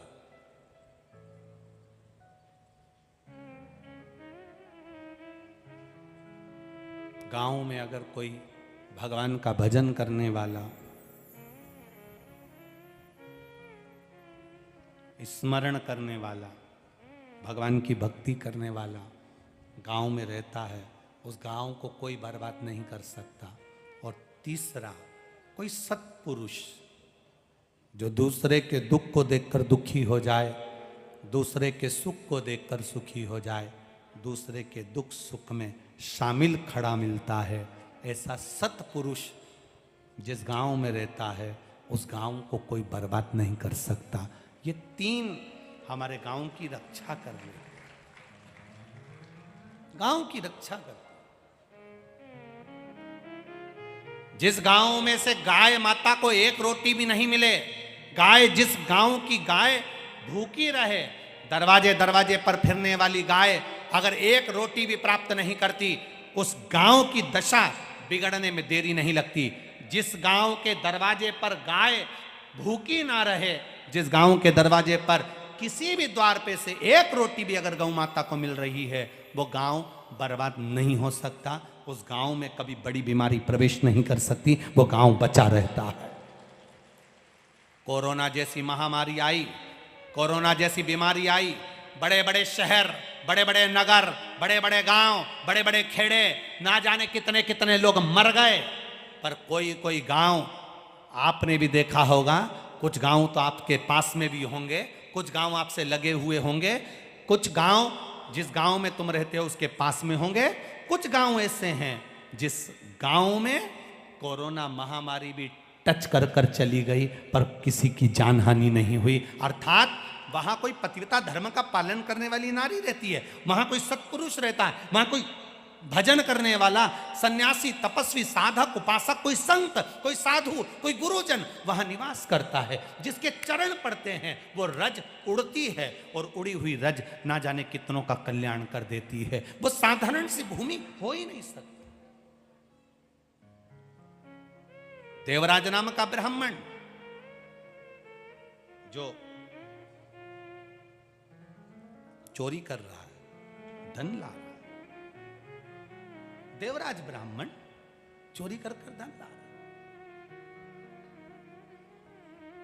आपको कथा में कहा था, चोरी व्यक्ति कब करता है, उसके पेट भरने जितना तो मेरा परमात्मा सबको देता है। यहां जितने आप लोग बैठे हो ना, सबके पेट भरने की जवाबदारी, जो कथा में आए नहीं आए, जो सुने नहीं सुने, सबके पेट भरने की जवाबदारी उस परमात्मा के पास में है। व्यक्ति चोरी कब करता है? पेट भरने के लिए व्यक्ति चोरी नहीं करता, पेटी भरने के लिए व्यक्ति चोरी करता है। पेट भरने तक की जवाबदारी उस परमात्मा की है। मैं पेट भर दूंगा, तेरा पेट भर दूंगा, तुझे भूखा नहीं सोने दूंगा, तेरा पेट भरने की जवाबदारी मेरी है, तो चिंता मत करना।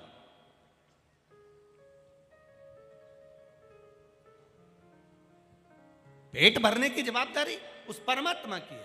पर व्यक्ति चोरी कब करता है? जब उसकी बहुत सारी इच्छाएं जागृत होने लगती है, बहुत इच्छाएं।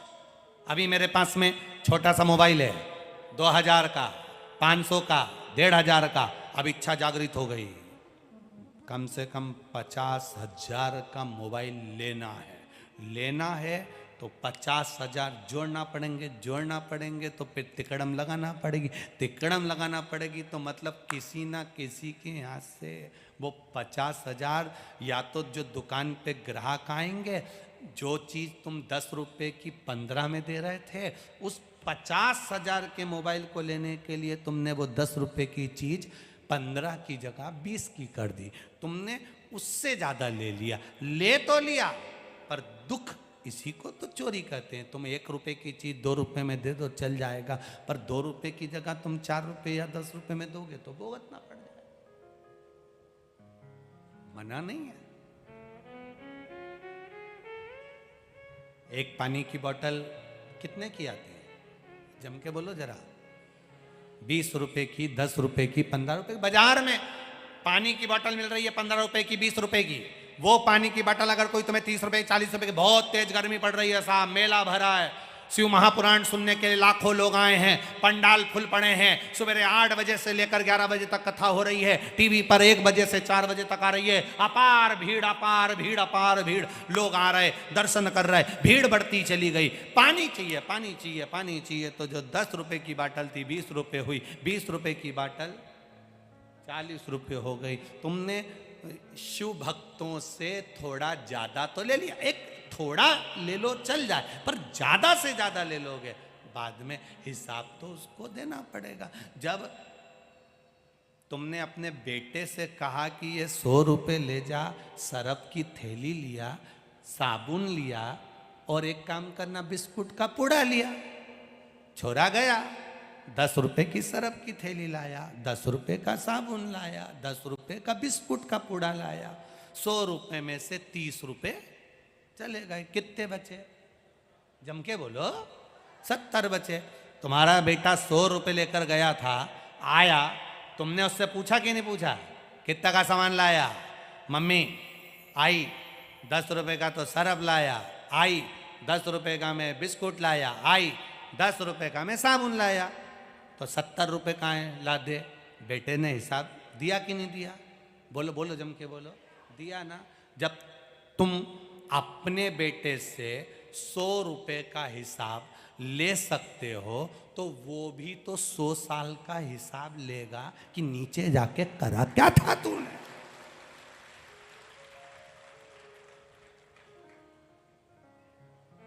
₹10 ज्यादा छोरे ने खर्च कर दिए।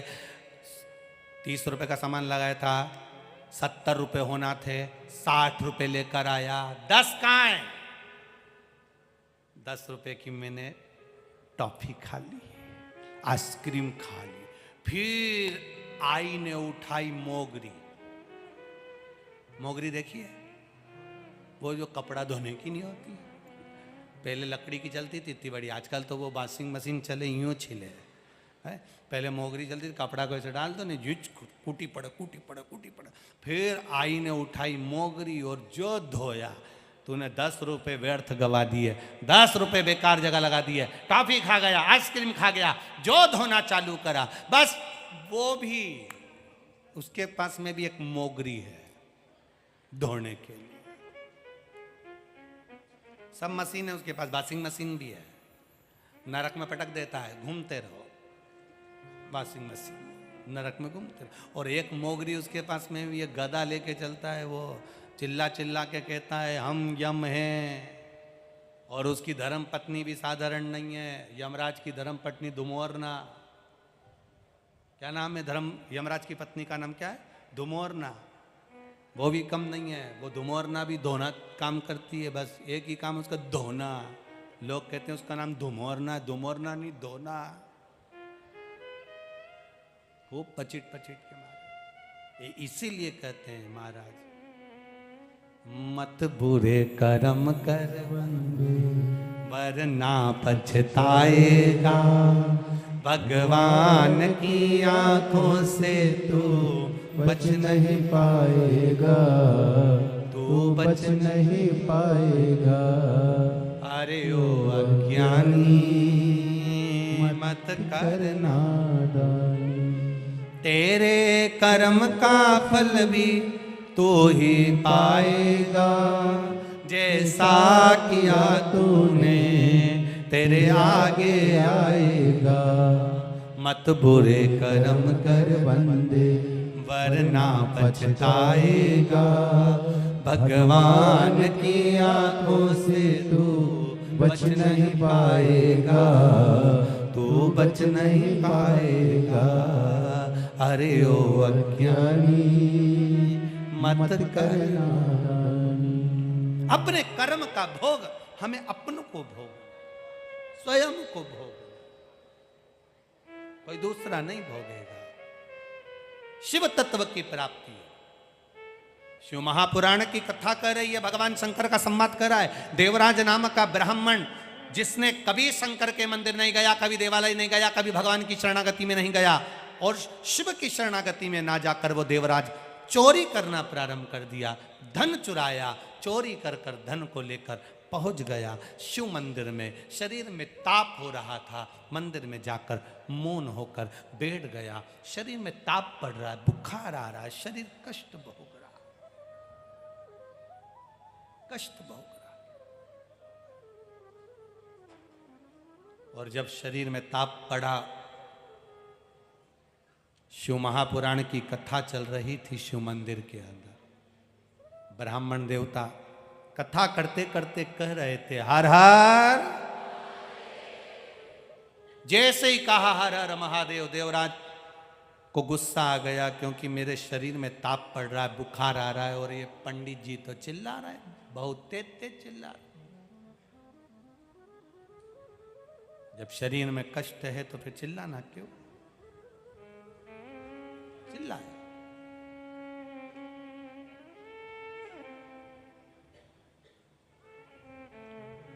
आया क्रोध, बाहर निकल गया।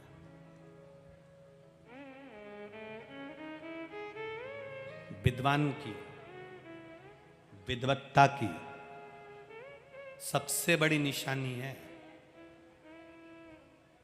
विद्वान की विद्वत्ता की सबसे बड़ी निशानी है क्रोध का परित्याग।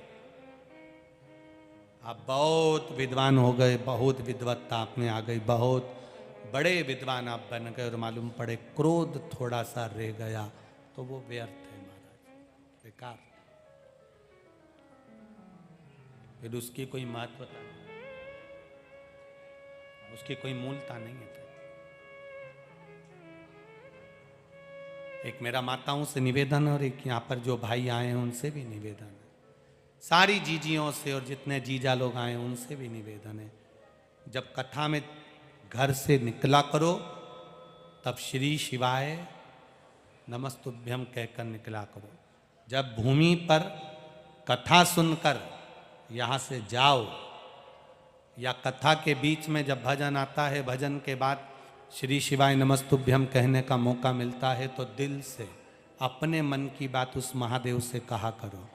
जितनी देर आप उससे अपने मन की बात कहोगे वो आपकी मन की बात को सुनेगा, श्रवण करता है। प्रार्थना में वो बल होता है जिस बल से महादेव हमारे दिल की बात सुनता है। एक पत्र आया है, देखिए।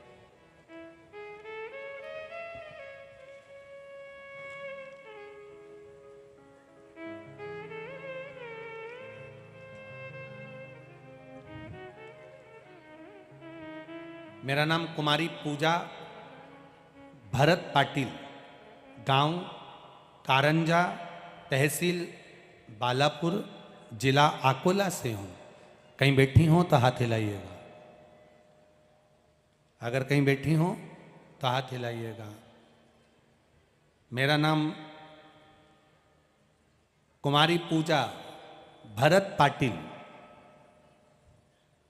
कहीं बैठी हो तो हाथ हिलाइएगा।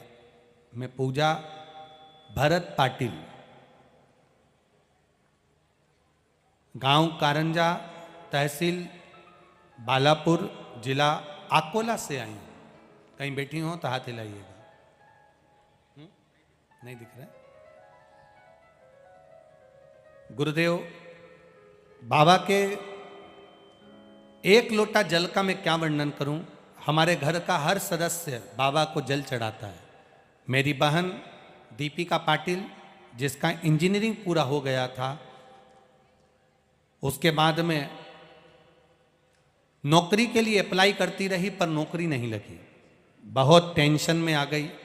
पढ़ाई अच्छी करने के बाद में, रिजल्ट अच्छा आने के बाद में भी नौकरी नहीं लग रही थी। शिवजी को जल चढ़ाते चढ़ाते तब उसने बैंक की कोचिंग करना प्रारंभ करा।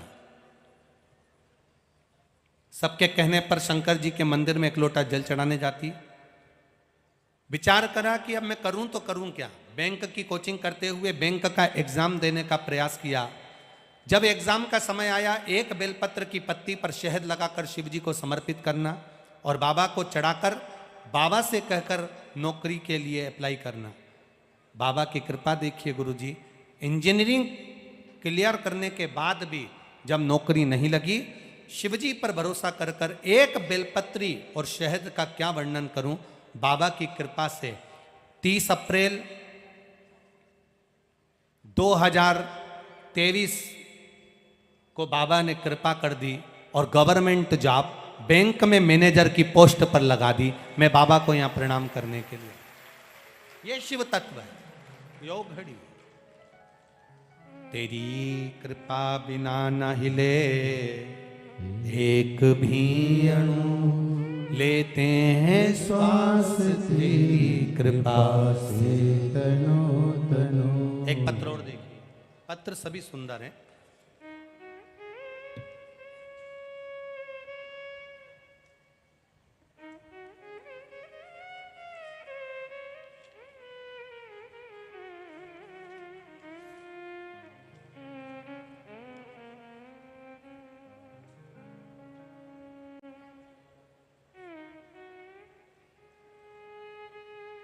मेरा नाम अरुणा कुलकर्णी है। मैं शिवली गांव जिला जालना मराठवाड़ा की रहने वाली हूँ। कहीं बैठी हो तो हाथ हिलाइएगा, अगर कहीं बैठी हो तो हाथ हिलाइएगा। दिख गए क्या? हाँ जी, हाथ हिला दो एक बार। ठीक ठीक ठीक, दिख गए। श्री शिवाय नमस्तुभ्यम। मेरा सादर प्रणाम। मेरा नाम अरुणा कुलकर्णी है। मैं शिवली गांव जिला जालना मराठवाड़ा की रहने वाली हूँ। मैंने बाबा की कथा को सुनना प्रारंभ करा। रोज मंदिर जाती हूँ, बाबा को जल चढ़ाती हूँ। पुराना मंदिर है, उसका स्मरण करते हैं। गुरुदेव, मंदिर में नंदीश्वर की भी आराधना करते हैं। बाबा का क्या वर्णन करूं गुरुदेव। मेरी एक किडनी ने काम करना बंद कर दिया था, और वो किडनी जब काम करना बंद कर दी तब मैंने मंदिर में झाड़ू पोछा लगाना प्रारंभ कर दिया। आप कहते हो कि मंदिर में अगर झाड़ू भी लगा रहे हो, मंदिर में पोछा भी लगा रहे हो, तो बाबा संभाल लेगा, बाबा आपको उबार देगा। मेरी एक किडनी ने काम करना बंद कर दिया, लगातार तकलीफें चालू हो गई। बाबा का मैं क्या वर्णन करूं गुरुदेव। जब से बाबा के चरणों की सेवा में लगी हूं, किडनी भले काम करना बंद कर दी और बाबा की सेवा में मैं लग गई। दवाइयाँ लेती रही, शिव की सेवा करती रही। बाबा की कृपा से जल चढ़ाती, आचमन करती, बेलपत्र लाती, खा लेती, और दुनिया की सेवा बंद कर कर बाबा की नौकरी करना प्रारंभ करा। गुरुदेव, मैं बाबा का क्या वर्णन करूं। जो मेरी किडनी खराब हो गई थी, काम करना बंद कर दी थी, बाबा की कृपा से उसने काम करना चालू कर दिया। मेरी रिपोर्ट भी मैंने लगाई है, डॉक्टर की रिपोर्टें मैं लगा कर भेज रही हूँ, जिसमें सारी जांचें भी हैं, और किडनी ने काम करना प्रारंभ कर दिया। बाबा के मंदिर में मात्र झाड़ू और पोछा लगाने का क्या फल होता है गुरुदेव, वो मैं कह सकती हूँ कि मेरी किडनी काम करना चालू कर दी। बैठिए बहन। हर हर महादेव। शिव तत्व को जानना, भगवान शिव की भक्ति को जानना सरल नहीं। आप लोग भी इतनी संख्या में यहां आए हुए हैं, एक विश्वास लेकर आए, एक भरोसा लेकर आए। तो और पत्र तो हम पढ़ ही नहीं पाए हैं, इतने इतने सारे पत्र अभी भले आज की कथा में ना पढ़ाए हों, पर प्रयास करेंगे कि कथा में पत्र आप लोग जो भेजे हैं, इन पत्रों का भी स्मरण करा जाए। ऐसा नहीं कि ना करेंगे, करेंगे। सुनो शिव पुराण। पंडाल में बैठकर नहीं सुन सकते तो दोपहर में 1 बजे टीवी चैनल के सामने सुनो। नजदीक में रहते हो, 7 दिन में से 1 दिन निकालकर शिव महापुराण के चरणों में पहुंचो। माना सुबह जल्दी कथा चालू हो रही है, 8 बजे से लेकर 11 बजे तक कथा है। माना सुबह 8 बजे से 11 बजे तक हो रही है। पर कई लोग तो कहते हैं गुरुजी आपकी कथा का ही ठिकाना नहीं रहता, कभी 2 बजे कर देते हो, कभी 1 बजे कर देते हो, कभी 4 बजे कर देते हो, कभी 8 बजे कर देते हो। हम उनसे इतना सा कहना चाहते हैं, कथा का भले ठिकाना नहीं होता तो मौत का कौन सा ठिकाना होता है। भगवान बोल के भेजेगा कि 9 बजे के बाद मरना, अभी मत मरना। भगवान कह के भेजेगा कि इसको 12 बजे के बाद उठाना। जब मौत का समय नहीं है तो शिव भक्ति का भी कोई समय नहीं है। जब मौका मिले तब कथा का स्मरण करो, सारी समस्या का हल जब तुम्हारा मन कर जाए, जब तुम्हारा चित्त लग जाए, जब तुम्हारा दिल लग जाए, तब शिव के द्वार जाओ, तब भगवान की चौखट पर जाओ। अड़भंगा बैठा है, अलमस्त। एक बात कहेंगे, लोग कहते हैं गुरुजी पंढरपुर में हरि विट्ठल जी विराज रहे हैं, पंढरपुर में हरि विट्ठल, पर मेरा विश्वास कहता है पंढरपुर में केवल अकेला हरि विट्ठल नहीं, हरि और हर दोनों पंढरपुर में विराज रहे हैं। साधारण नहीं है। एक बार मन तो बहुत है, बाबा की अगर कृपा होगी ना तो आप लोगों को सूचना जरूर देंगे जल्दी से जल्दी। एक तो क्या है, पंढरपुर डायरेक्ट हमारे इधर से ट्रेन नहीं चलती, नहीं तो एक कथा तो पंढरपुर में हम कब का कर देते बाबा की कृपा से। और प्रयास करेंगे, हम भी प्रयास विट्ठल सेवा समिति से कहेंगे कि समिति प्रयास करे, जैसे उज्जैन में एक करा, ऐसे ही एक हरि विट्ठल चंद्रभागा के तट पर जब पानी कम हो और लंबा चौड़ा टेंट लगा हो और सब, चाहे वारकरी संप्रदाय के हों, चाहे राम संप्रदाय के, चाहे कृष्ण संप्रदाय के, शिव संप्रदाय के, सब मिलकर हरि विट्ठल पांडुरंगा करते करते श्री शिवाय नमस्तुभ्यम का स्मरण हो, प्रयास करेंगे। और जैसे जैसे यहाँ दुबे जी ने भंडारा चला रहे हैं, कोई कहीं भंडारा चला रहा है, कोई पानी की बोतल बांट रहा है, ऐसा पंढरपुर में भी एक बार ऐसा बाबा के चरणों में ऐसा योग बने कि कथा कथा तक तो बाबा संभाल ले और भोजन भंडारा हरि विट्ठल खुद संभाल लेगा, तो फिर तो हो गई कथा।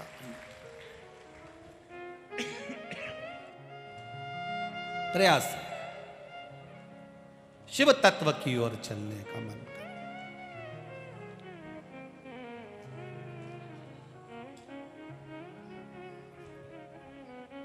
महाराज शिव कथा कर रही है, भगवान शंकर का संवाद कर रहे हैं।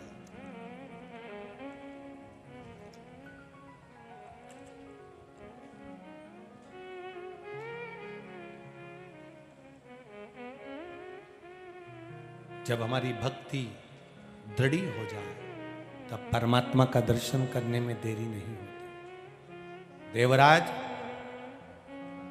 चोरी का धन लेकर बाहर निकल गया मंदिर से, पेड़ के नीचे बैठा था, प्राण छूट गए।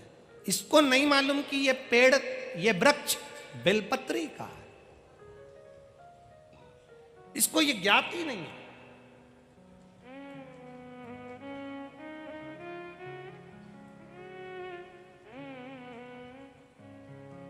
इसको ज्ञान नहीं है इस चीज का।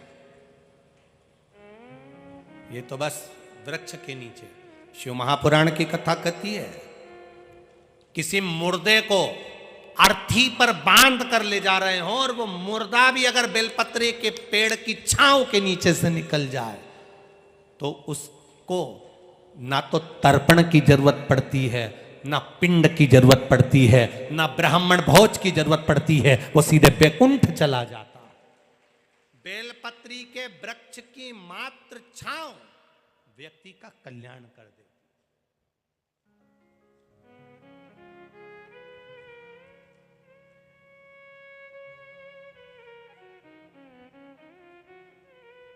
बस मात्र छांव उसका कल्याण कर दे। आप प्रयास करा करो, जितने किडनी के, जिसको बीमारी हो, जिसको लीवर की बीमारी हो, जिसको कैंसर की बीमारी हो, जिसको थायराइड की बीमारी हो, जिसको कोई बड़ा रोग लग गया हो, जिसके शरीर में गांठ पड़ रही हो, हम उनसे निवेदन करेंगे, आप प्रयास करा करो, हफ्ते भर में एक दिन बेलपत्री के पेड़ के नीचे बैठना है। बेलपत्री के पेड़ के नीचे एक लोटा जल कंकर शंकर मानकर, हमें कोई शिवलिंग का निर्माण नहीं करना है, बस वृक्ष की जड़ में कंकर शंकर को जानते हुए, शिवलिंग मानते हुए, बेलपत्री की जड़ में एक लोटा जल धीरे धीरे चढ़ाना है और श्री शिवाय नमस्तुभ्यम कहना है। अगर श्री शिवाय नमस्तुभ्यम नहीं भी कहो तो पंचाक्षर मंत्र का जाप करो, नमः शिवाय। बन सके तो षडाक्षर मंत्र का जाप करो, ओम नमः शिवाय। ये भी नहीं कर सकते तो द्वादश अक्षर मंत्र का जाप करो, ओम नमो भगवते वासुदेव। ये भी नहीं कर सकते तो 2 अक्षर का जाप करिए राम, ये भी नहीं कर सकते तो 2.5 अक्षर का करिए कृष्ण। पर जाप करो, जल चढ़ाते चढ़ाते जिसका किडनी, लीवर, थायराइड आदि बीमारियां जिसको बहुत ज़्यादा घिरती हो, हफ्ते में एक बार, जैसे हफ्ते में एक बार तुम होटल जाते हो, हफ्ते में एक बार तुम बाहर घूमने जाते हो, उसी तरह हफ्ते में एक बार बेलपत्री के पेड़ के नीचे बैठकर शिव नाम का गुणगान करिए। धीरे धीरे धीरे धीरे बेलपत्री के वृक्ष में सारी 64 योगनियाँ, देवियाँ, देवता, लक्ष्मी, नारायण, ब्रह्मा, ब्रह्माणी, इंद्र, इंद्राणी सब उसी में विराजमान है। जब आप बैठोगे, शिव नाम जपोगे तो धीरे धीरे बीमारी अपने आप समाप्त होती चली जाएगी। हफ्ते में एक नियम बनाओ कि मुझे शिव मंदिर तक जाना है, शंकर जी के बेलपत्र के नीचे बैठकर भगवान शिव का भजन। नियम बनाओ। किस किस के मोहल्ले में बेलपत्री का पेड़ लगा है? हाथ उठाओ जरा।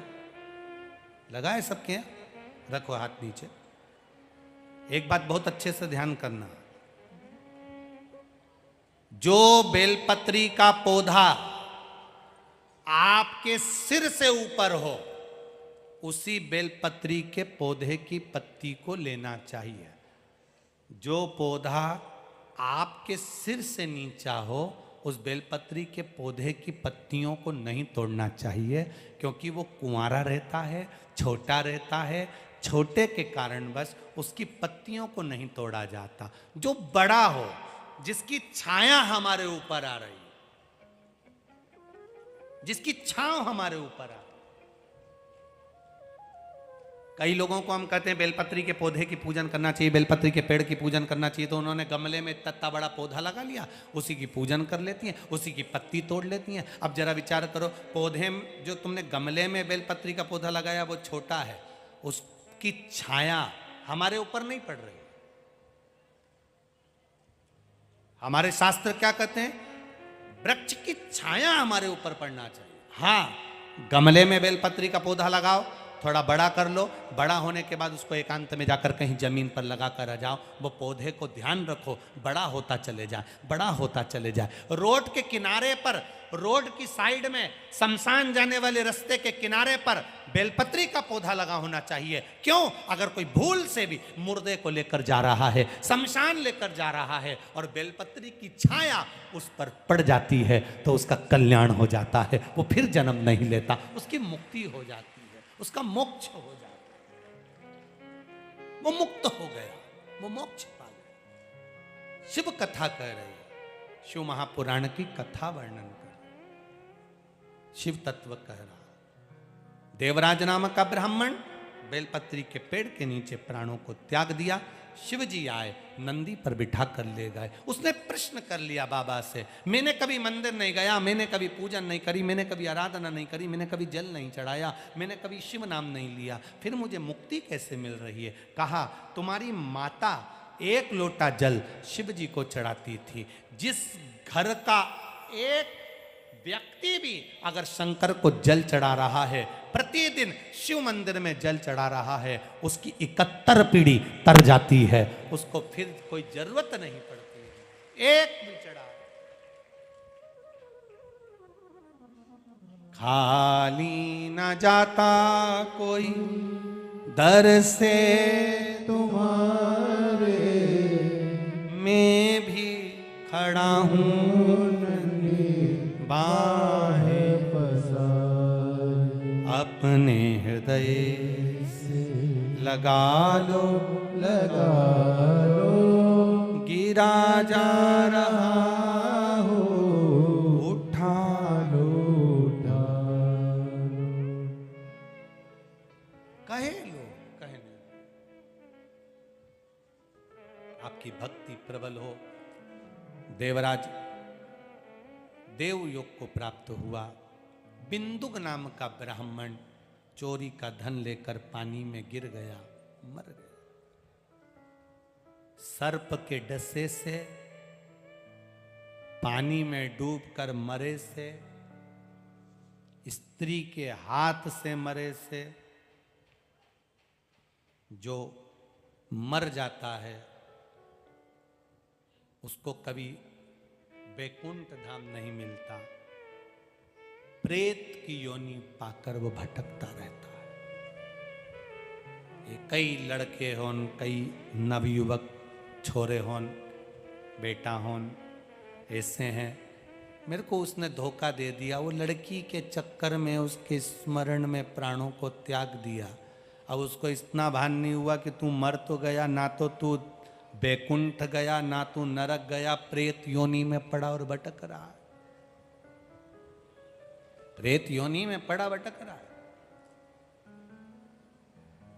पानी में डूबकर कोई मर गया, स्त्री के हाथ से कोई मर गया, पानी में डूबकर कोई मर गया, नारी के चक्कर में मर गया, सर्प के डसे से मर गया, उसकी मुक्ति नहीं है साहब, मोक्ष नहीं है उसका, उसकी गति नहीं संवरती, मुक्तता नहीं है उसकी। अब बिंदुक तो पानी में डूबकर मरा था। परीक्षित, राजा परीक्षित की कथा कहती है, सर्प के डसे से मरा पर भक्ति का बल प्रबल था। पानी में डूबकर बिंदुक मरा, प्रेत योनि में पड़ गया। चंचुला देवी ने हाथ जोड़ निवेदन करा, मेरे पति को मुक्ति कैसे मिलेगी, प्रेत योनि में पड़ा है। काशी गई, शिव की आराधना करते करते अपने प्राणों को त्याग दिया। पार्वती जी की सहेली बन गई, मौन रही। पूछ लिया माता ने, तुम क्यों मौन हो? कहा, पति प्रेत योनि में पड़ा है। घर का एक भी व्यक्ति अगर दुखी होता है तो घर में रहने वाला व्यक्ति भी दुखी हो।